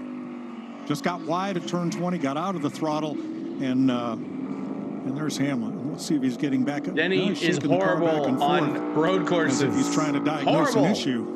Or clean his tires. Did he get in the dirt? Is that what you're talking about? No, he just went wide out there in the that painted asphalt. I'm seeing Joey gives Regan's Austin point. some I'm seeing a lot payback of this year. cars slipping and sliding around, sliding off the racetrack. This grip level in these tires is good. It's real, and it's going to be a problem tomorrow, especially on these long runs. It only gets worse. Take you with Christopher Bell. He was one of them that was off, and it goes back to 6B that we were talking about earlier. Not a lot of runoff. One little slip up. Watch it jump here. We talked about the jump. You probably hear it. Whoa. See how that, as soon as it bottomed out, you heard it bottomed out, and the car came out from underneath of him and got in the dirt. You lost a your little mind bit when he further wrecked that him. you get all 4 tires in the dirt. Remember, you're he going to be in wrecked the Denny, guardrail. too. Yeah, one thing that I noticed on that exit right there, it sounded like he got in the gas Let me too drive, soon Denny. as I won't well, make you and fool of you. Almost jumped over that as it bottomed out. Should be a good one. All right, let's see what Denny Hamlin was trying to diagnose. I think I got something broke. Right front. Flip up with the right front. Copy. We're ready for you when you bring it to us. Okay. Well, you were spot on. That's exactly what you saw, but the right front. It takes me back to, that's why I asked you about that dirt. That dirt only gets worse. More and more cars go through it. It digs a hole, a divot in the ground, and sooner or later somebody hits that thing, bottoms a car out, and about rips the right front wheel off. Well, we talk about all these curbs that are being hopped. We talk about the cars bottoming out, and it's hard on the drivers. Let's not forget, it's hard on the cars. And you know, those sections like you're talking about off of turn 20, Clint, with that divot that's being formed in a couple spots. And the exit at 15, right? Yeah, can grab that right front and do some damage to About it. to drop. Kyle Busch, 8th overall, 5th in this group, using up all the racetrack and a little more. I like the corner. I like, that's the new adjustment to this racetrack, and I know I've said it twice. Somebody's gonna have trouble there tomorrow. Carson Hocevar is fastest in this group, coming off a wild Atlanta in which he finished second in that 3-wide finish with Christopher Bell. We think that might be a mock qualifying run for Hocevar. That Delaware What life. a run for him last Sunday, and after that race, Spire everybody wanted to talk Motorsports, to him. baby. Yeah, and I think for Carson, he's just got to learn from it. I would not be any less aggressive. I would advise him to be as aggressive as possible, but clean up those mistakes. I think he's definitely got to take something that he makes better to earn the respect of the competitors. So. And he will. Now, early in the race, Kyle Busch was not happy with Hocevar and the way he was driving Kyle on one of NASCAR's fastest tracks.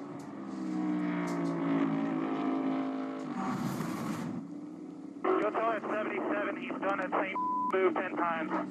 I don't care if I wreck the whole field. I'm over him. I'm going to wreck his ass. 10-4. Well, things calm down from there.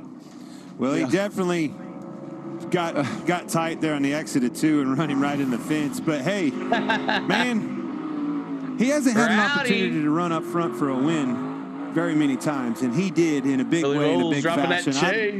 I don't care. I'm gonna apologize when I get to the house. He didn't wreck me, and I about won the race. All right, practice is over. Carson Hocevar fastest in this group. Now, for those of you watching on YouTube and Facebook, coverage will continue on Prime Video. Qualifying getting underway shortly. Alrighty. I guess they were on YouTube, huh? But if you lived in the States, you couldn't watch it on YouTube. It wasn't available. All right. So hope you guys are having a good time today. My name is CeeLo. On the Go at CeeLo is our YouTube channel. We do NASCAR coverage here. The best NASCAR coverage you can find on YouTube. We hope you're having a great Saturday morning and looking forward to a great Saturday afternoon with us, as we're going to be doing the NASCAR Xfinity Series from COTA with Connor Zilisch on the pole, and we'll have you redirected for that. I'll put a pin message as well in the pin message in the chat. So you guys want, I told you so. Yeah, I couldn't find it though. For some reason, it wouldn't let me even find it. So, but maybe we'll get some more folks in here now. Is it SVG weekend? Get out the broom.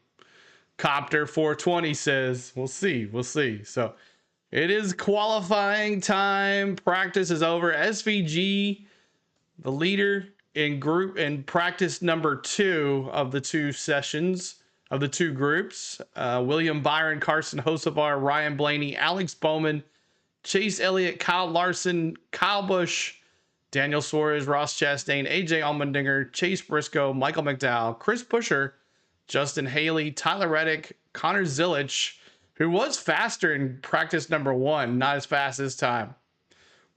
Austin Cindric, Ty Dillon, Riley Herbst, Christopher Bell, Joey Logano, Zane Smith, probably Georgia, John Hunter Nemechek, Ty Gibbs, Bubba Wallace, Todd Gilliland, Ryan Preece, Josh Berry, Noah Gragson, Austin Dillon, Denny Hamlin, Brad Keselowski, Ricky Stenhouse Jr., Cole Custer, Eric Jones, and Cody Ware. So there is your results from practice number 2.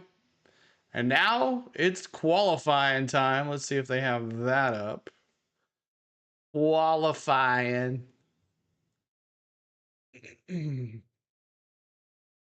All right, who's getting the poll here? Let me see in the chat. Now that you guys have seen the who's getting the poll?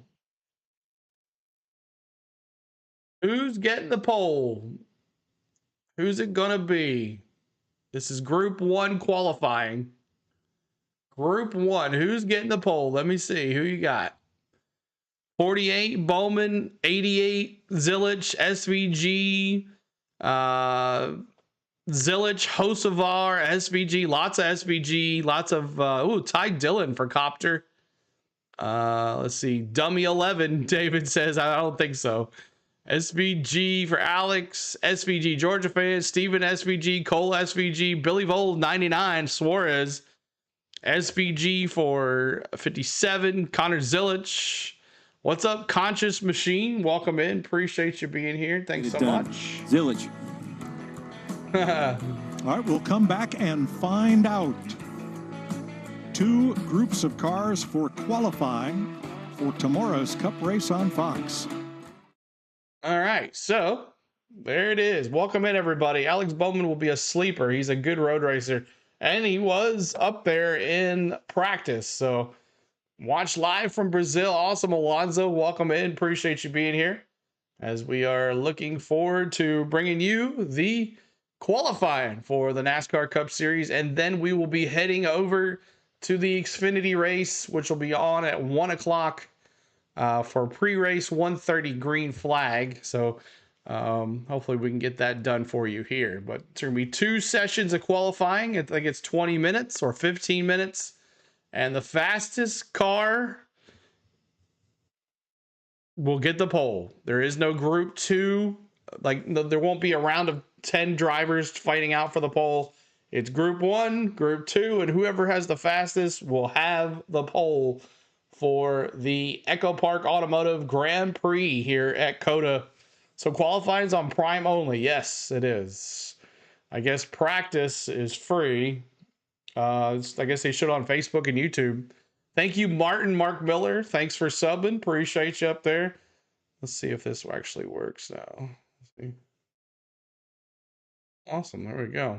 Where's Hamlin? He was way down the bottom past the like 35th fastest. But Austin Cindric looks like this is your Group 1 qualifiers. Austin Cindric, Noah Gragson, Brad Keselowski, Justin Haley, Ty Dillon, AJ Allmendinger, Chris Buescher, Chase Briscoe, Josh Berry, William Byron, Cole Custer, Eric Jones, Alex Bowman, Cody Ware, Ty Gibbs, Ryan Preece, Connor Zillich, Shane Van Gisbergen, and Daniel Suarez. So there is your Group 1 qualifiers. So this is Group 1 qualifiers. And as we'll see what Group B has in stock after that. But only get one shot to qualify here. But thank you so much for the subs, y'all. Appreciate it. Group A qualifying. For 6A and 6B. Here is 6B coming back on the straightaway that connects turns 11 and 12. And boy, that's a bit of a ski jump right there, isn't it? Well, let's remember the national course that we didn't run was rougher than this one. You can see it in the background right there. But this is basically a cut through, and that all is kind of a drainage area, ditch almost of sorts back there. So that they thought that this would be smoother, on 7 cylinders. The cars are definitely rough right through there, and you see Cindric's those guys having to figure out how to bounce through there and still be straight when they land so that they can be in the throttle on the exit to get down the back straightaway. Yeah, can't show the broadcast. In the dirt and in the wall. 80 degrees now. And track temp up to 92 degrees. So they have 3 courses here, the long course, the national course, and the club course. And that shot we just had as that widens out of the NXT apex, series qualifying on FS2. Nice. Club course, they come out and they're going that way. All right, now the national course we saw. So to come this way from the main course, all of this area had to be added, both at 6A and 6B. It's all new pavement, new configuration. Everybody is seeing it for the first time here. Well, I'm with Clint, though. I like the element that it has added to the racetrack. It's a very challenging corner with the bumps on the entry and the exit, but these guys are learning on the fly, and it's going to be a rough day through there for their backs. That's for sure. Well, and because of the fact that the track's a mile shorter, they're going to be doing it a lot more, too. And that was the whole point, so that the fans here would see the cars more often, more laps. Cars come by quicker and may keep the pack together. So here is Group 1 of 2 groups. The times will be merged to form the grid. No more knockout qualifying except on the super speedways, as we had at Daytona and at Atlanta. Now remember, instead of the start-finish line on the front straightaway, we are using an artificial line between turns 18 and 19 as the timing line for qualifying laps. So right now you see all the strategy right now is to, when you take off, you need to get your spacing right, but you don't want to, now they know about the tires. They're probably going to go, I would say, on the exit of turn 12. That'll be where they take off to try to get as little heat in the tires as possible. So they got it all here. Really? Stormtroopers? Stormtroopers. There is a roller coaster. Breakdancing stormtroopers. I love this place. And again, track limits. Kyle Larson was off 5 times at turn 5 during practice, but that didn't count. Doesn't matter. It does now. Yeah, if you violate track limits now, you will lose your lap. Well, here we go. See William Byron, first car to the line right there. That's the line that they're racing back to for qualifying. Hit your marks. Find that rhythm that we talked about. Stay on this racetrack. Mind your P's and Q's up through the S's. Do not get penalized. Well, we talk about that track temp, and you know, I think as that temperature goes up, the pace is going to go up as well. So knowing what this pace is, another advantage for Group 2. Thank you. Byron and Bowman out first. All 4 of the Hendrick drivers in the top 7 in practice. All right, and see Hendrick who gets it Motorsports has here. won 4 of the last 5 road course races. What's up, man? Good to see you, bud.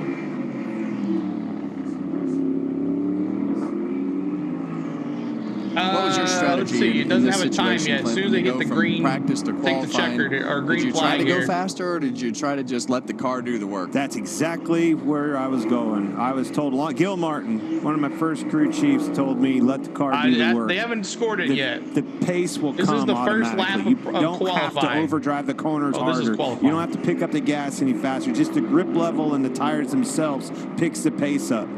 Let the car do the work. You see, when you push it in the corner harder, now you're having to pull on the wheel, transitioning the car lighter on the inside tire. You're going to have a wheel lock up. Let the car do the work. Hit your marks. Stay on this racetrack. Business will pick up on its own. How did the non-driver do? I see Zilic. He He didn't looks qualify fast, too but well I've for seen a couple. Xfinity I saw a yesterday. wheel lock up in the back. I also saw him, using all Thank the you guys exit for the off lights. Let's of, go to 300. There it is right there. Okay. Oh, Keselowski got over there where you're not supposed to go. You can, but as you go out of turn 16, a lot of times It doesn't have a timer, you can so let I that don't know car what- run maybe wide just coming to one lap? that temporary start-finish line for qualifying. 138.93 goes back to SVG when he ran that lap. It was an 86, I believe. So they Is didn't it just pick one up near lap? as much as I thought that they would. I think the higher temperatures track getting hotter and slicker is probably a big part of that. Larry?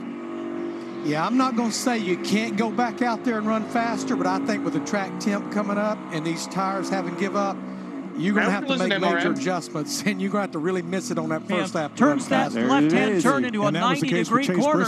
Now he'll charge down first gear, second, all the way to third gear as he hustles off turn 2. And he'll carry speed through turn 3, that left turn there, as he gets right over the rumble strips, almost cuts the course at that spot. He exits turn 5 right now, does Chase Briscoe, and then he'll start gearing down right now in front of me through turn 6 as he makes that hard left-hander to 6A and exits wide. Briscoe obviously not happy with the first lap for the 19 Toyota now as he works off of 6B down the straightaway here that leads to turn at number 12.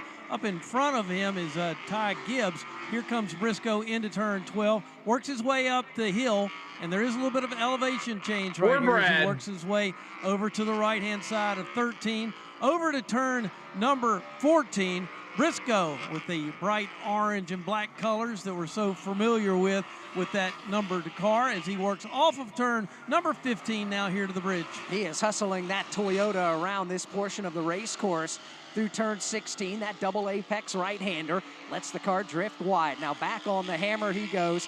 Flashes by the white-painted alternate start-finish line. Chase Briscoe gets his qualifying lap in now. Find out if he's happy with it or maybe wants to go around again. He's going to go to pit road. Kind of happy with it. He is fourth quick now after making his second qualifying lap, but A.J. Allmendinger has gone to the top of the board over Connor Zilic and William Byron. Again, looking for his third straight at COTA and his second straight. All right, Tom, we'll see you in a little bit, bud. That would Atlanta. That would be pretty incredible for sure. We still have just under 14 minutes left to go for Group A with their session right now. A.J. Allmendinger leads Connor Zilic, William Byron, Chase Briscoe, and Alex Bowman, the top 5, Mark. And then after that, we've got Brad Keselowski, Justin Haley, Chris Buescher is 8th, Ty Dillon 9th.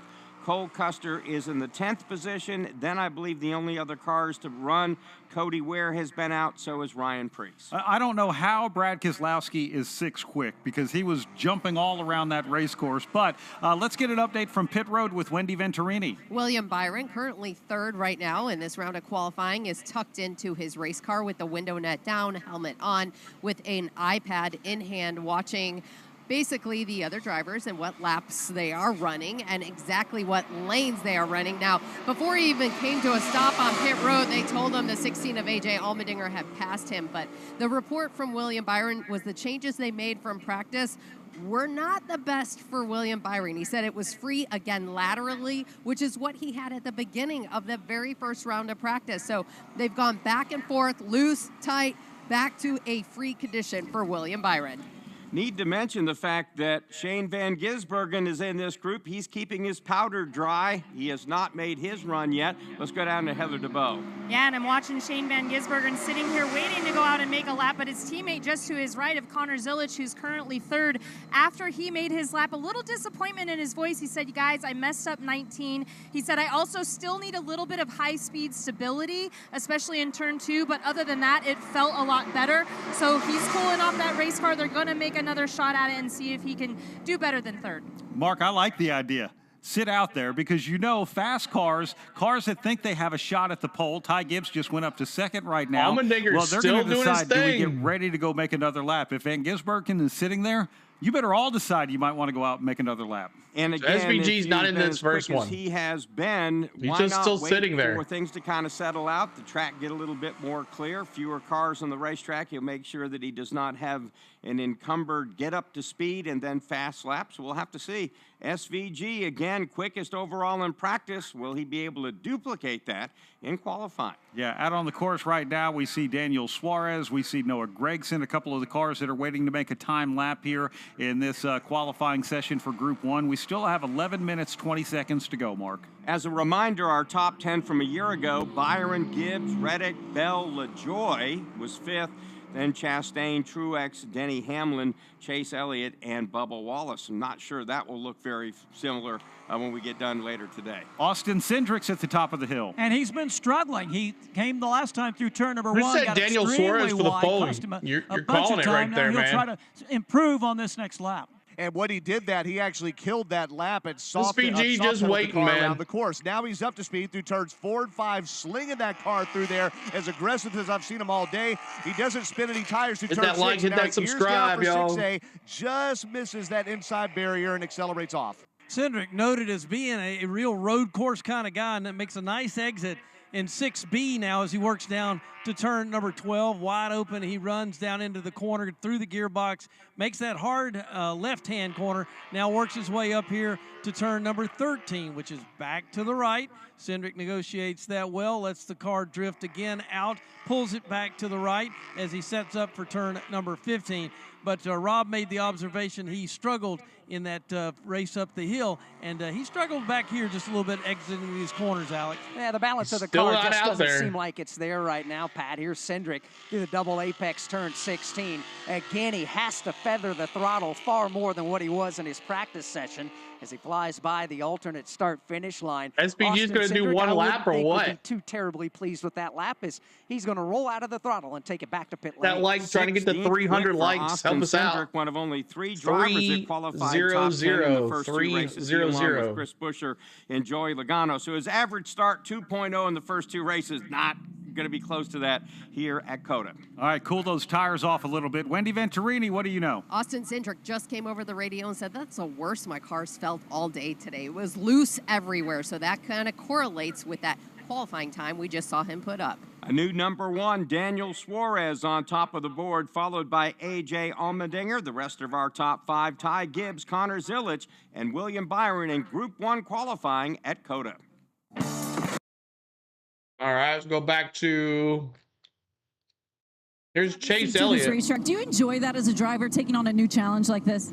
I do for this place in particular. You know, I think this is an F1 style track, right? You know, with long straightaways, and our cars just don't get to that terminal velocity to take advantage of, you know, of the draft and be able Thank to you, make moves. Conscious So Machine. I Thank you think so for the way much our for cars subbing, race and how Conscious. heavy they are and the pace and everything, this is a much better circuit for us. And you know, obviously we haven't raced on it yet, but that's my 2 cents thus far, and we'll see how it does tomorrow. Thanks for your time. Former COTA winner here, Chase Elliott. Josh? Here with Carson Hocevar, and you showed a lot of speed in those first practice sessions. So what do you have for this qualifying round?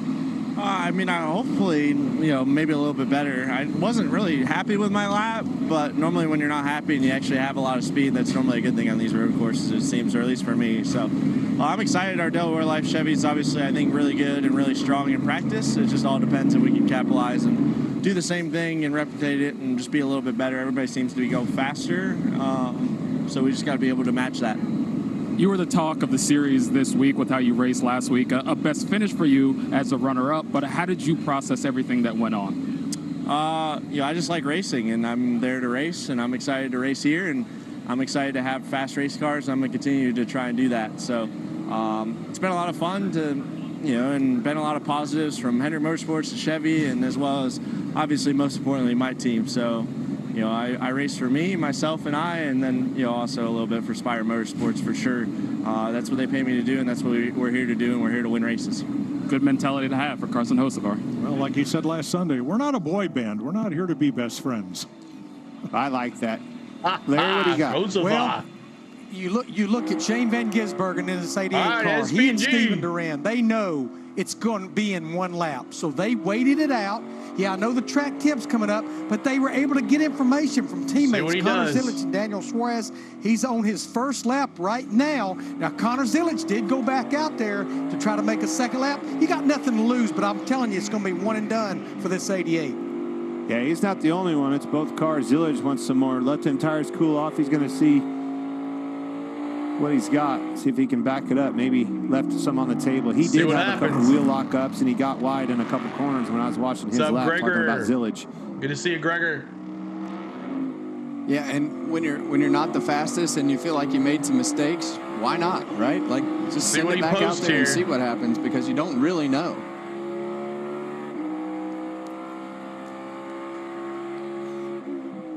Now, the strangest thing about those first races was Austin Cindric. He's way back in that right seat, my friend. Very uncharacteristic for Cindric. Yeah, that's a great point. He was really fast in practice. That was a big slip up by Zillage right there in 6B, I believe. All right, this is Van Gisbergen's first attempt. Big moment right there in turn 5. Oh, yeah. He went down big time. Well, cost him went from green to red, but he's still right there flirting with it. Can he find it back? This sector 3 coming up is very important. Yeah, and you see that mistake in 5. It just bleeds all the way down the back straightaway. And a mistake in 5. Very strong exits of these corners. See where he posts. Oh, and here's our ghost car, Daniel Suarez. Fastest so far. Missed that corner. See how much wider he was? Set him up pretty good for here, though. He was straight. Got the power down good. Out of 15. Into the stadium section here. Got in the corner a little harder than he did, but lost it on the exit. Justin Haley's in the green. Stayed lower. Found some speed there, Kev. Oh. Yeah, that lower line definitely gained a little speed, but just a little short of Suarez. Golly. Great lap. Cars are short. P2, just barely. Yeah, and you'll see right here in turn 5 the way that car. Hit that subscribe, y'all. Hit it up. We've seen this happen a lot today as you bounce over that curb on the beginning. Do you think St. Louis Billikens will get the NCAA tournament? And then it I don't know. Transitions over the curb on the exit of it sideways. Then gets you set up wide for the next corner. Yeah, and then you're just offline. SVG P2. Ryan Prix back out. He trails this group. I think this was Daniel Suarez. A lap where he went out and aborted, probably slipped up early in the S's and wanted to save his tires, came in, let him cool off as much as possible. Justin Haley there on the right started 9th here in 2022. That like trying to get to 300 likes. Yeah, and you hear Priest downshift right there after turn 3. Where's Bowman? I don't think he's 9th fastest. It's not a 9th. Not a great lap going. A lot of racing tomorrow. Well, that's what you hope when you can't find the pace. Then you got to try the strategy and things that come with the opportunities of stage breaks and cautions and all those things to put yourself up in the front. And hopefully, I always know when I was off the pace like that, I always found halfway through the race that I was closer on pace than I was when I started the race once I got it worked out and had more laps. Group 2 qualify, and that's it. What's up, Lone Wolf? Back to last week. You know, that caution came out right before that stage, and it flopped the stage at the end, and it really changed the complexity of the rest of the race. And who was a factor, took Logano out of it, quite frankly. So Brad Keselowski, currently 10th. Priest pops up to 11th. Chase qualified. Now remember, this is only half of the field. If you're 9th like Alex No. Bowman is, you want to go back out because that could translate to 18th to 20th Chase when Briscoe, the times are eighth merged. fastest. Well, that time won't be allowed. Yeah, Just let him get wide. I was saying that he was way offline, and that lap won't count. I wasn't telling you to quit talking. No, Mike. I know. I would only do that to Clint. Bring that back. I would never do that to World Mike. And he'd be Raceway. looking but not seeing you. Yeah. I liked it. I thought that was fun. There's Hear you and not SVG listen to P2, you. Lone Wolf. Bowman, the showman.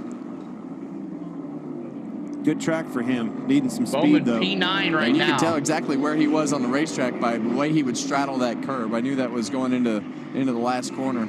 Is Got he on your another bingo group, card though, to for tomorrow? qualify. I think he so- has to be. Me too. Yeah, I think that just past Fourth. results and the way that they practiced. Fourth, third, second. The only thing missing is a win. Yep.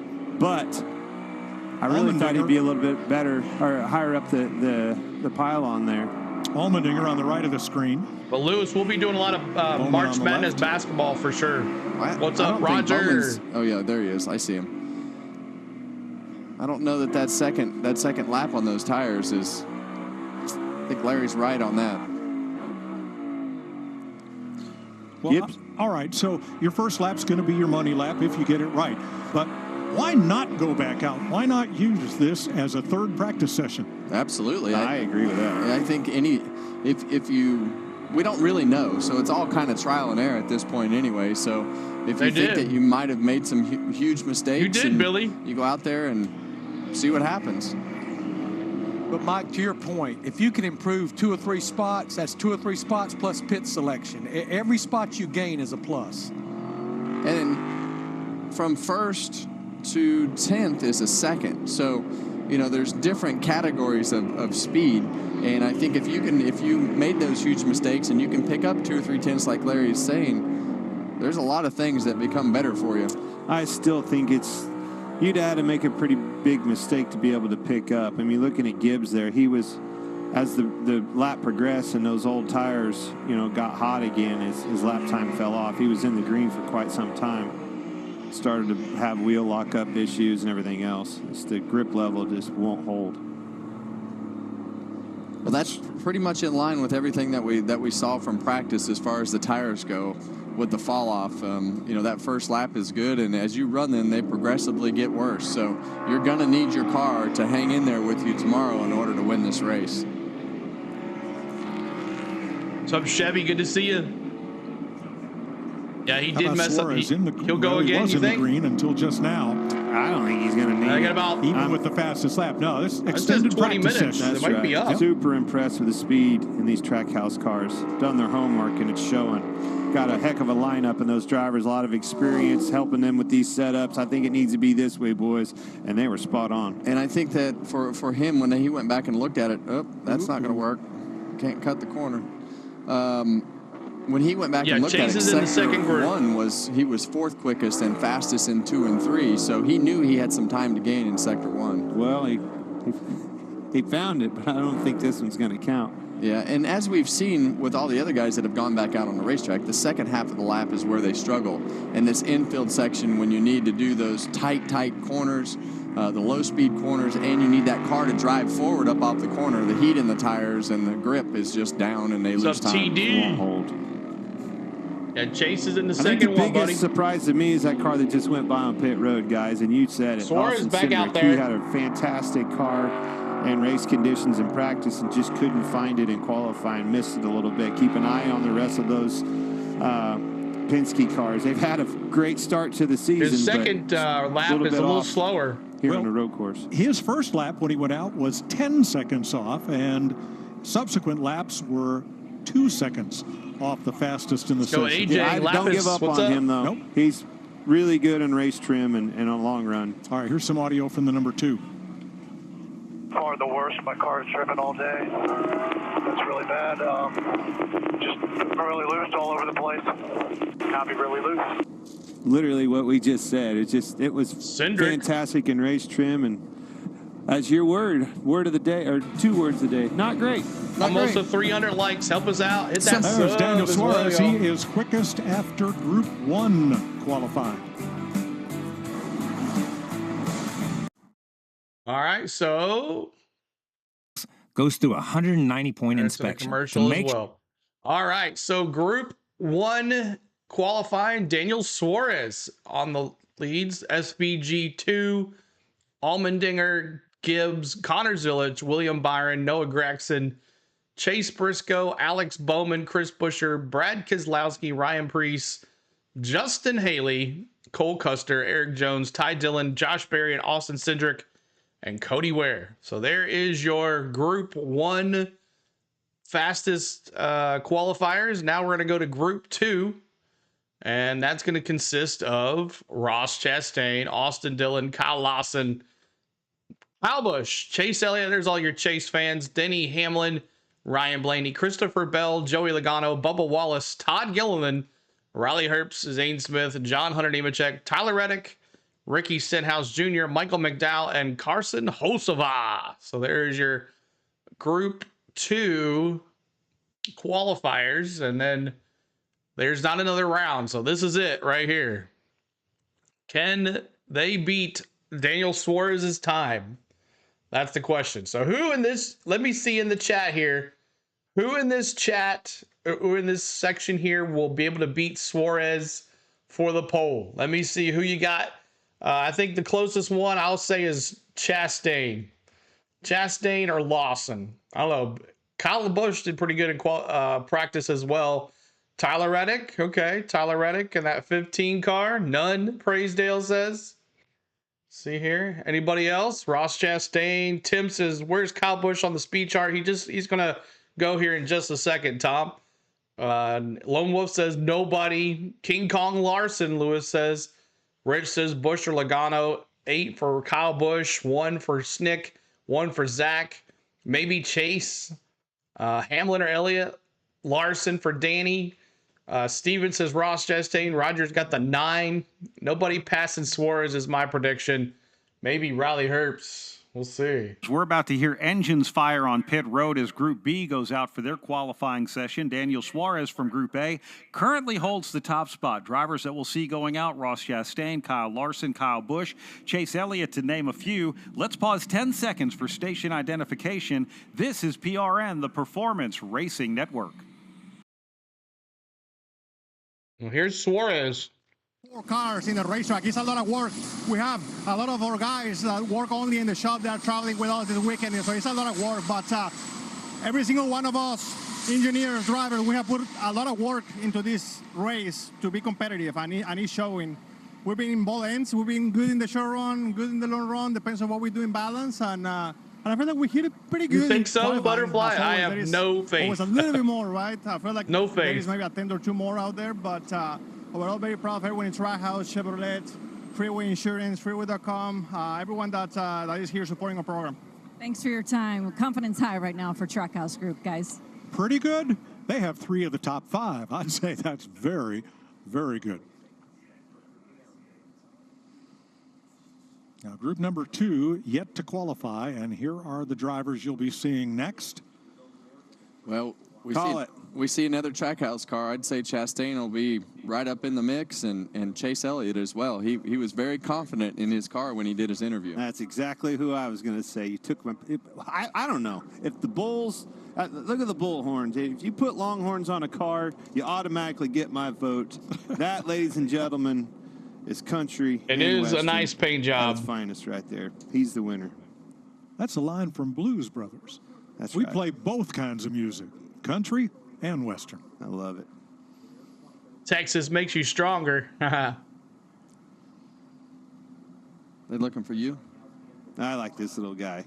Saw him earlier. But something else fun that you did this week, you got to go down to Mexico, and you and Blaney, you guys were in the ring as wrestlers, and just kind of describe how much fun you guys had during your visit in Mexico this week.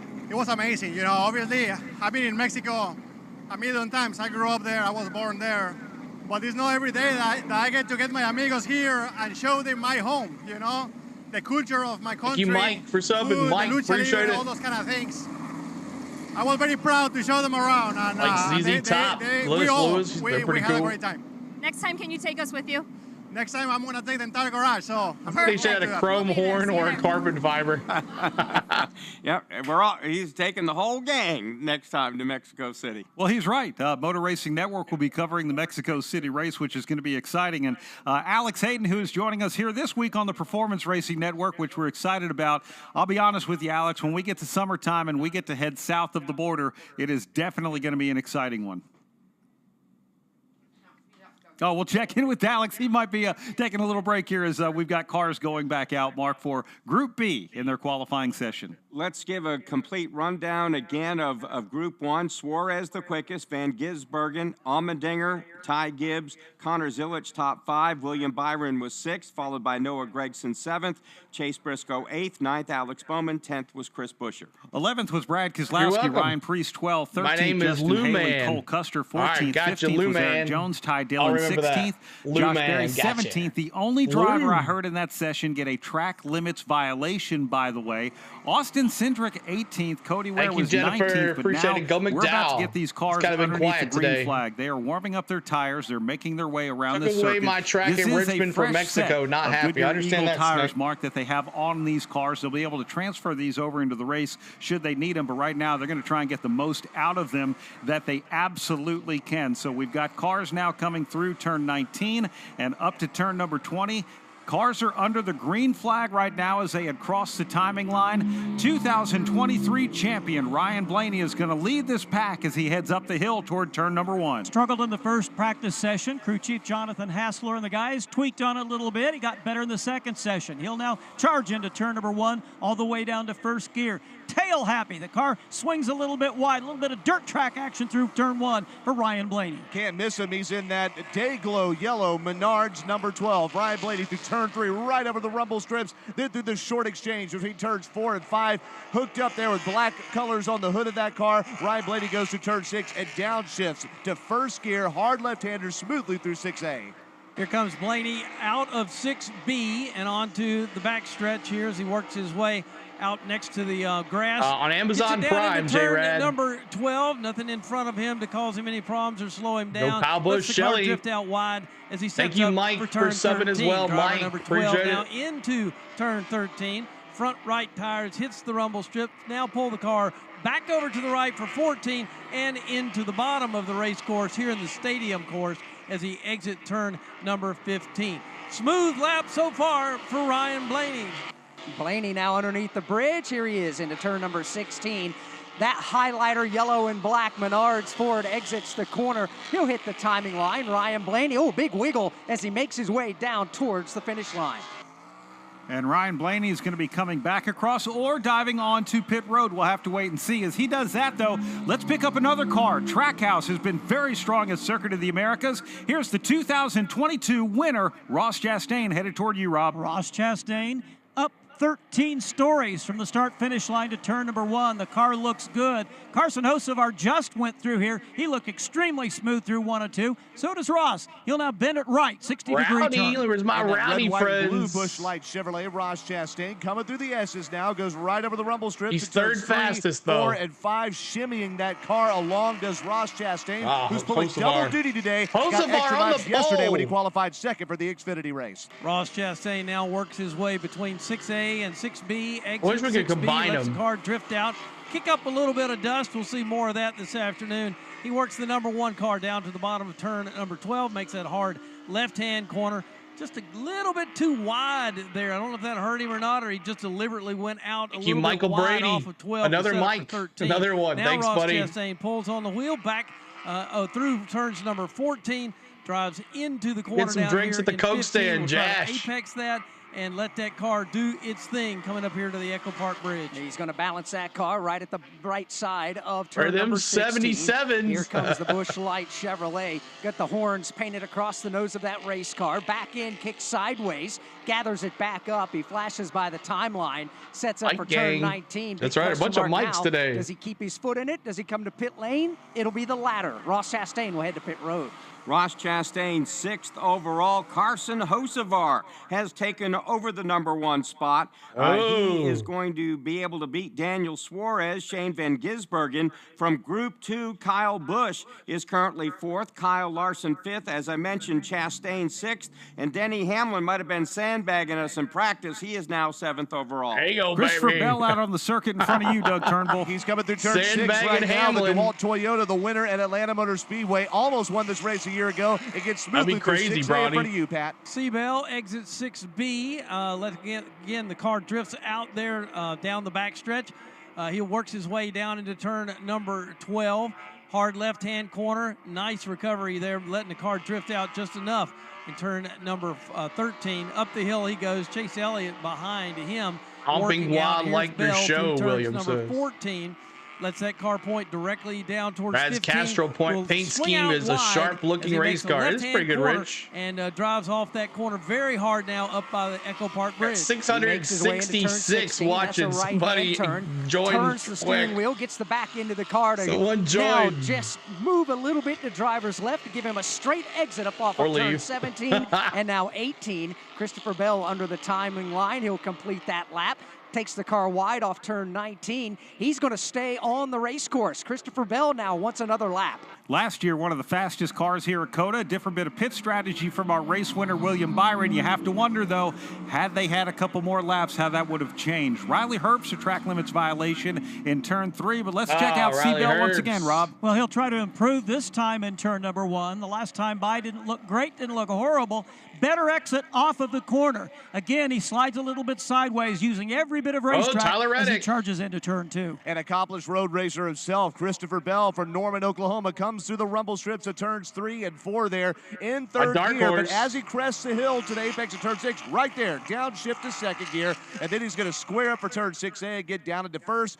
Clean corner there, but he doesn't get all 12 minutes left here. Yeah, we talk about connecting the corners, and Bell does exactly that off of turn number 6B down into turn 12. Bubba? Look Let at that him. car roll P3. as much as you can. Get back to the gas as quick as you can. Works his way up the hill. There is some elevation over here in the stadium area of the course, and this is where the majority of the fans can sit here and watch all of the action. Bell through 14 now. Down the hill. He races into 15.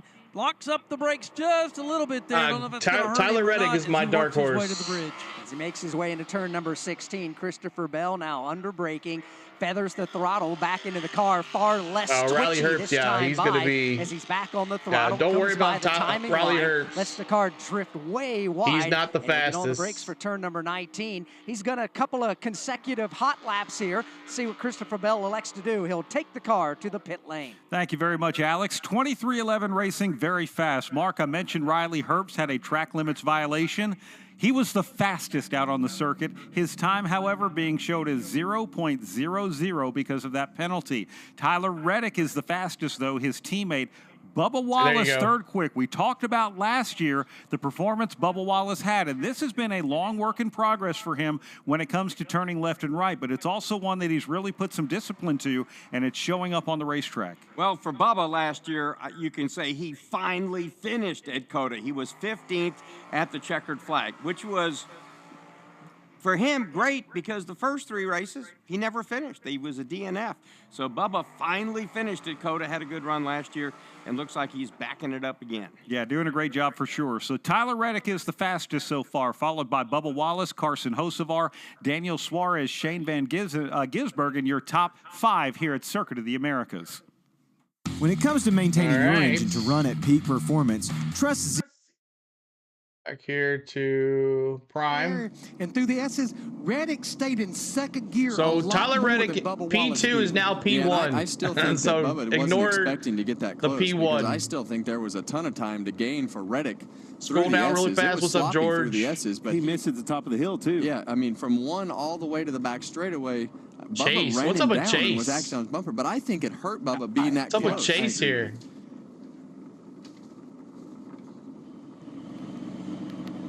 Here's Carson Hocevar. And I suck. I don't know. I could have gone faster. I just don't know where. Just kind of get it. You're P1 right now of everybody, so we'll see where it holds out. Wait, what? Yeah, you're top of the board. I've done that. Oh, great job. I love it. After his lap, He said what? Well, I've done that. I and picked think that even to the Reddick car, Zilich to the point to of the win way and that it Riley looked Herbst compared as to the my speed, dark horse. You know, I think that really shows you the driver's reaction inside the car, not knowing how fast that they went. He said or what? Where that puts them because of the fact that it doesn't feel great. No, but it looked great on the stopwatch. Now, we talked about Austin Cindric. There's another big story. Chase Elliott, his qualifying lap, I believe he aborted it at the end of the lap because he is 36th. Not sure what's wrong there, but looked like he was keeping pace through most of that lap. And in the last he was couple of fast. corners, something came undone. I know, Billy. Had to have, right? Had to. Who do you have for the? I got Zilich, Mike. Got Zilich. All right. All he said on the radio, and I'm paraphrasing here, I screwed it up. Do we have time to run another lap? Yes, you do. Yes. They're going to let it cool down a bit.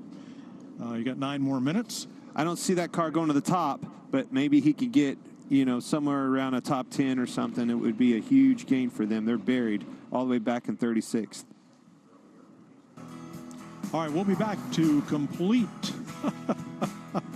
Group 2 qualifying here in Austin, Texas. All right, everybody kind of letting their their tires cool down a little bit before they go back out there. About 9 minutes left in this qualifying, and it'll be over.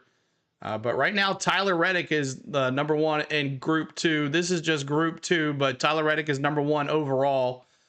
Of course, they don't have it set up like that where it's Group 1, Group 2.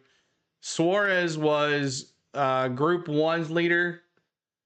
Suarez, SVG, Allmendinger, and then here is Group 2.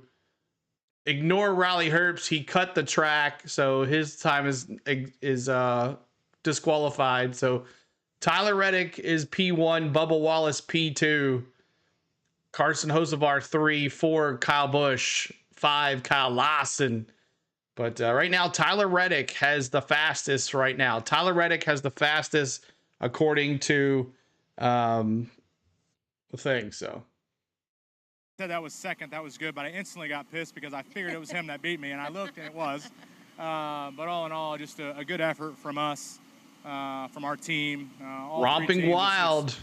Dinger Bell wins. There you go, man. Having more William? information to rely on, but all in all, our Open 1 Toyota Camry is, I can say, okay. We nailed it for qualifying right now.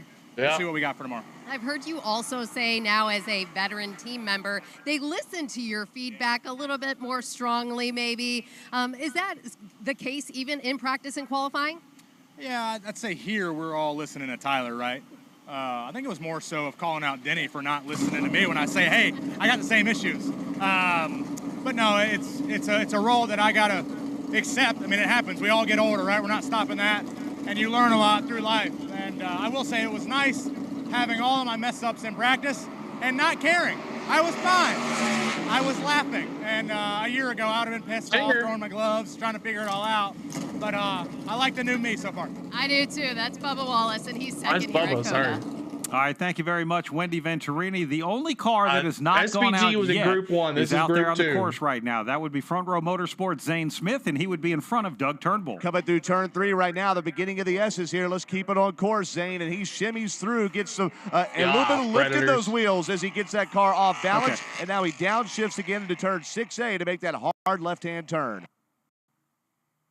Yeah, watching him now work, Zane Smith working off of 6B and down the backstretch. Didn't look that good of a lap right here. We'll see what his time is. He works down into turn number 12, but seemingly the balance on his car not quite right. Looks much better working up to turn number 13.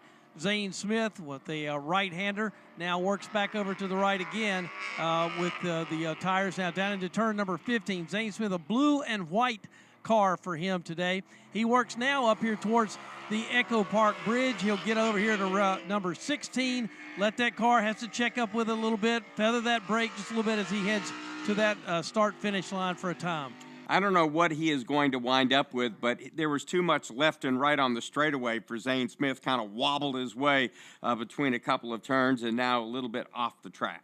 All right, so Zane Smith out there on the course. Remember, he is a former winner here at Circuit of the Americas in the Truck Series. He's midway through the pack. He is 20th out there, and it looks like he's going to make another lap and see if he can do something to better that, Rob. You know, the way it was described by my cohorts didn't seem to be a very good lap, but mid-pack, not too bad. He'll get to turn number 1 and get off of the brake and onto the throttle much more rapidly than he did the previous lap this time, up through the gears as he charges off turn 2. Exits wide there, but then he's got to set up for turn 3. Then it's right over the rumble strips with all 4 tires. Same in turn 4. And he wiggles a little bit coming off of 4 and 5 there. Keeps those tires on the ground. And then a little bit of wheel spin coming through turn 6 as he's got to downshift again there and get set to exit 6A. Does appear to be a bit quicker now through that section of the race course as he works down here to turn number 12, Zane Smith. The car we're talking about into turn 12. Gets that gearbox down where it needs to be, gets back on the gas hard up here to turn number 13. And it would appear, again, as he hits the chip limiter, you can hear it there in the background, as he moves over here to the right-hand side of the track in 14 and down to 15. Zane Smith, I would say, appears to have a quicker lap. We'll have to see exactly how it works. He gets up under the Echo Park Bridge, has to feather the throttle through turn number 16, a long right-hander there as he'll head to that timing line to see if it's a better lap. All right, let's see what Zane Smith can do. Again, a former Truck Series winner here at Circuit of the Americas. 3.5 minutes left in this section. Riley Herbst just made his way back out onto the track as well after that track limits violation. Zane Smith did better himself by 1 position, 19th quick mark, right in front of Alex Bowman, who we know is very fast when it comes to turning left and right. We have at this point 3 minutes, 20 seconds and counting left in this second qualifying session, this for group number 2. And currently, 8 of the top 10 have come from group number 2. Reddick, Wallace, Hocevar, Suarez quickest in group 1, followed by Van Gisbergen, they're 4th and 5th. And the next 5 drivers all come from group number 2, Kyle Busch, Kyle Larson, Ross Chastain, Todd Gilliland, and Denny Hamlin. Yeah, a couple of 2311 Racing teammates out on the circuit right now. Riley Herbst, again, he has to make a qualifying lap because of a track limits violation. His 2 teammates, Tyler Reddick, Bubba Wallace, number 1 and 2. Tyler Reddick is back out on the circuit right now. I think Bubba Wallace, if you're his crew chief, Charles DeNike, you're probably saying, you know what? That was a good enough lap. Let's not go back out there and chance it. No matter what, they're going to start likely right now, Mark, top 3. Of course, that could change as we still have 2 minutes and 20 seconds left in this single round of qualifying with group number 2. And we see now hustling down the front stretch and climbing the hill now to turn number 1, Ryan Blaney. Ryan appeared to be as wide off turn 20 as anybody we've seen all afternoon long, so he's trying to improve on a mediocre first qualifying effort. He'll do so as he now moves off turn 2 and heads to 3. He comes down the hill into 3, gets woed down a bit, then picks up speed, and then woes down again through turn 4 as he slaloms through 4 and 5, then up the hill, downshifted here right over the rumble strips to the right-hand side of the car, and then hard to the left with those left side tires into 6A. Blaney in that short chute over to 6B now, makes that left-hand corner, drives his car right out to the grass, kicks up a little bit of dirt as he brings it into turn at number 12. Left-hand corner here, back up through the gearbox to get up to turn number 13. We'll try to work to the outside here to get a good entrance into 13. Front right tires right on that rumble strip. Hits turn number 14. Blaney now working the final part of his lap into turn number 15. Gets a nice exit there, out to the rumble strips and up to the bridge. Here is Ryan Blaney back to driver's right, turn number 16. Hugs the red and white rumble strips, crosses them on the double apex, makes his way through 17, back in, slides just a bit through 18. Ryan Blaney flashes by the timing line and completes his lap. So Ryan Blaney, let's see where he will pop up on the board. Still waiting for that time for Ryan Blaney to come up.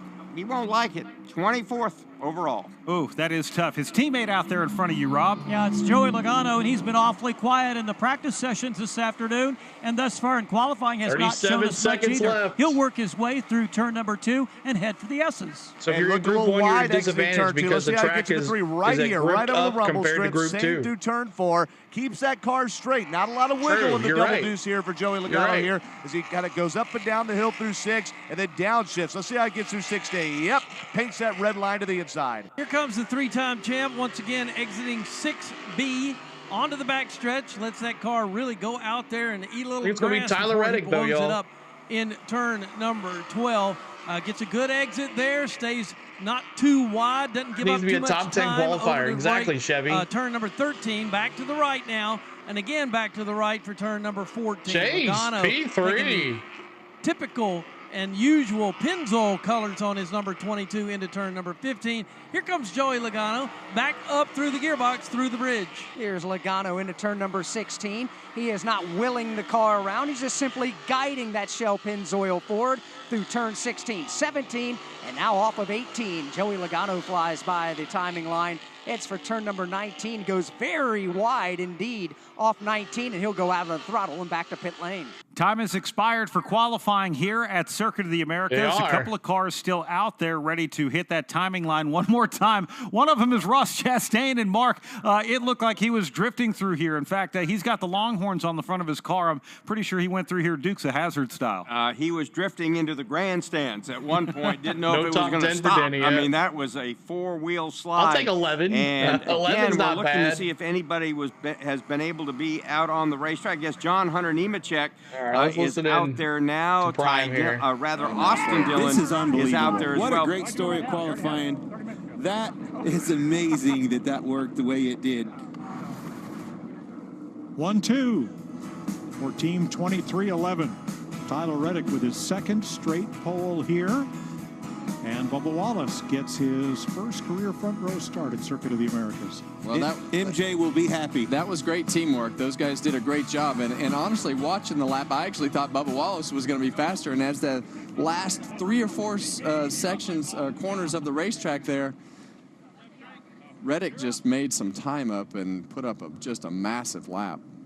Well, I agree with you. With the mistakes that were, I call them mistakes. You can't call them mistakes. He's on the pole. But it enabled Bubba to get a little bit closer to him, and I think he almost got too close, and it cost him. Take it down to Josh. Well, how about this? You got 2311 on the front row here at COTA. So talk to me about that lap and what you two were able to do out there. Well, I was worried I screwed his lap up, but he was worried he screwed my lap up. But all in all, just man, I think today really it threw us for a loop. The pace was nowhere what we thought it was going to be, and everybody here on this 45 and everyone here at 2311 really had to go to work on our Toyota Camrys, and we made massive improvements, I think, from practice 1 to practice 2. Obviously, we didn't have like the fire-off lap we were wanting, and then we were going to have to go out there and find it right away. So just really glad the day went like it did. Out-qualified It's gonna be a great track SVG. position for us. I know, me too. Bubba, for you, we know how hard you've worked on road course Adriano, what's racing. going on? How important was that qualifying lap to be able to So, have yeah, him 45, to follow baby. behind and learn from during that lap? I do like Yeah, the when we come to the road praise, course Luis. races, Lou, we really, I think man. everybody in the Toyota camp leans on Tyler. Yeah, I know, so, right? He does a great job of giving us the right information to chase sometimes. But I really thought I screwed his lap up. I got into turn 1 better, and then I was just kind of close. And I think if roles reverse, I'd be like, back up off me a little bit. Like, give me some room. But that's just how good he is. So just hats off to everybody at 2311. Got his restrictor plate off. 45, 23 on the front row. Getting Riley up to speed on everything. So I was way out in left field in practice. So we made some big gains on our Mobile 1 Toyota. Just have to keep finding it. Now tomorrow's a different pace for me, racing and being aggressive and staying up front. That'll be the new challenge. But all in all, just continuing to get speed and getting more comfortable in these types of places is what it's all about. So all about the men and women at 2311 Racing. I wonder who's going to lift first into 1. Me. I'll go ahead and give you that. Gentleman's honor right there.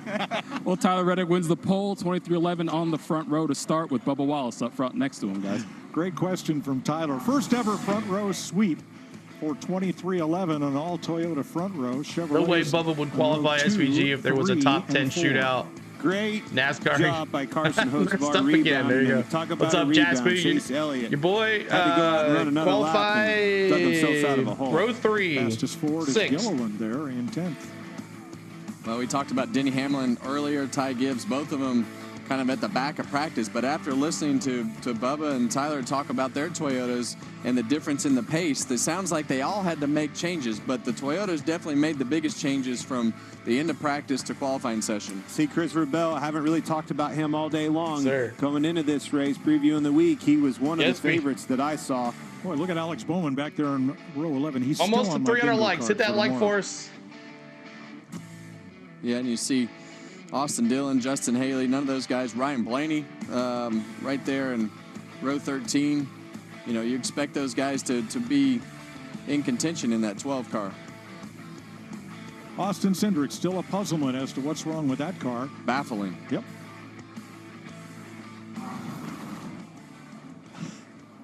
Let's try it, Kevin. How about that single-seater? I'm in.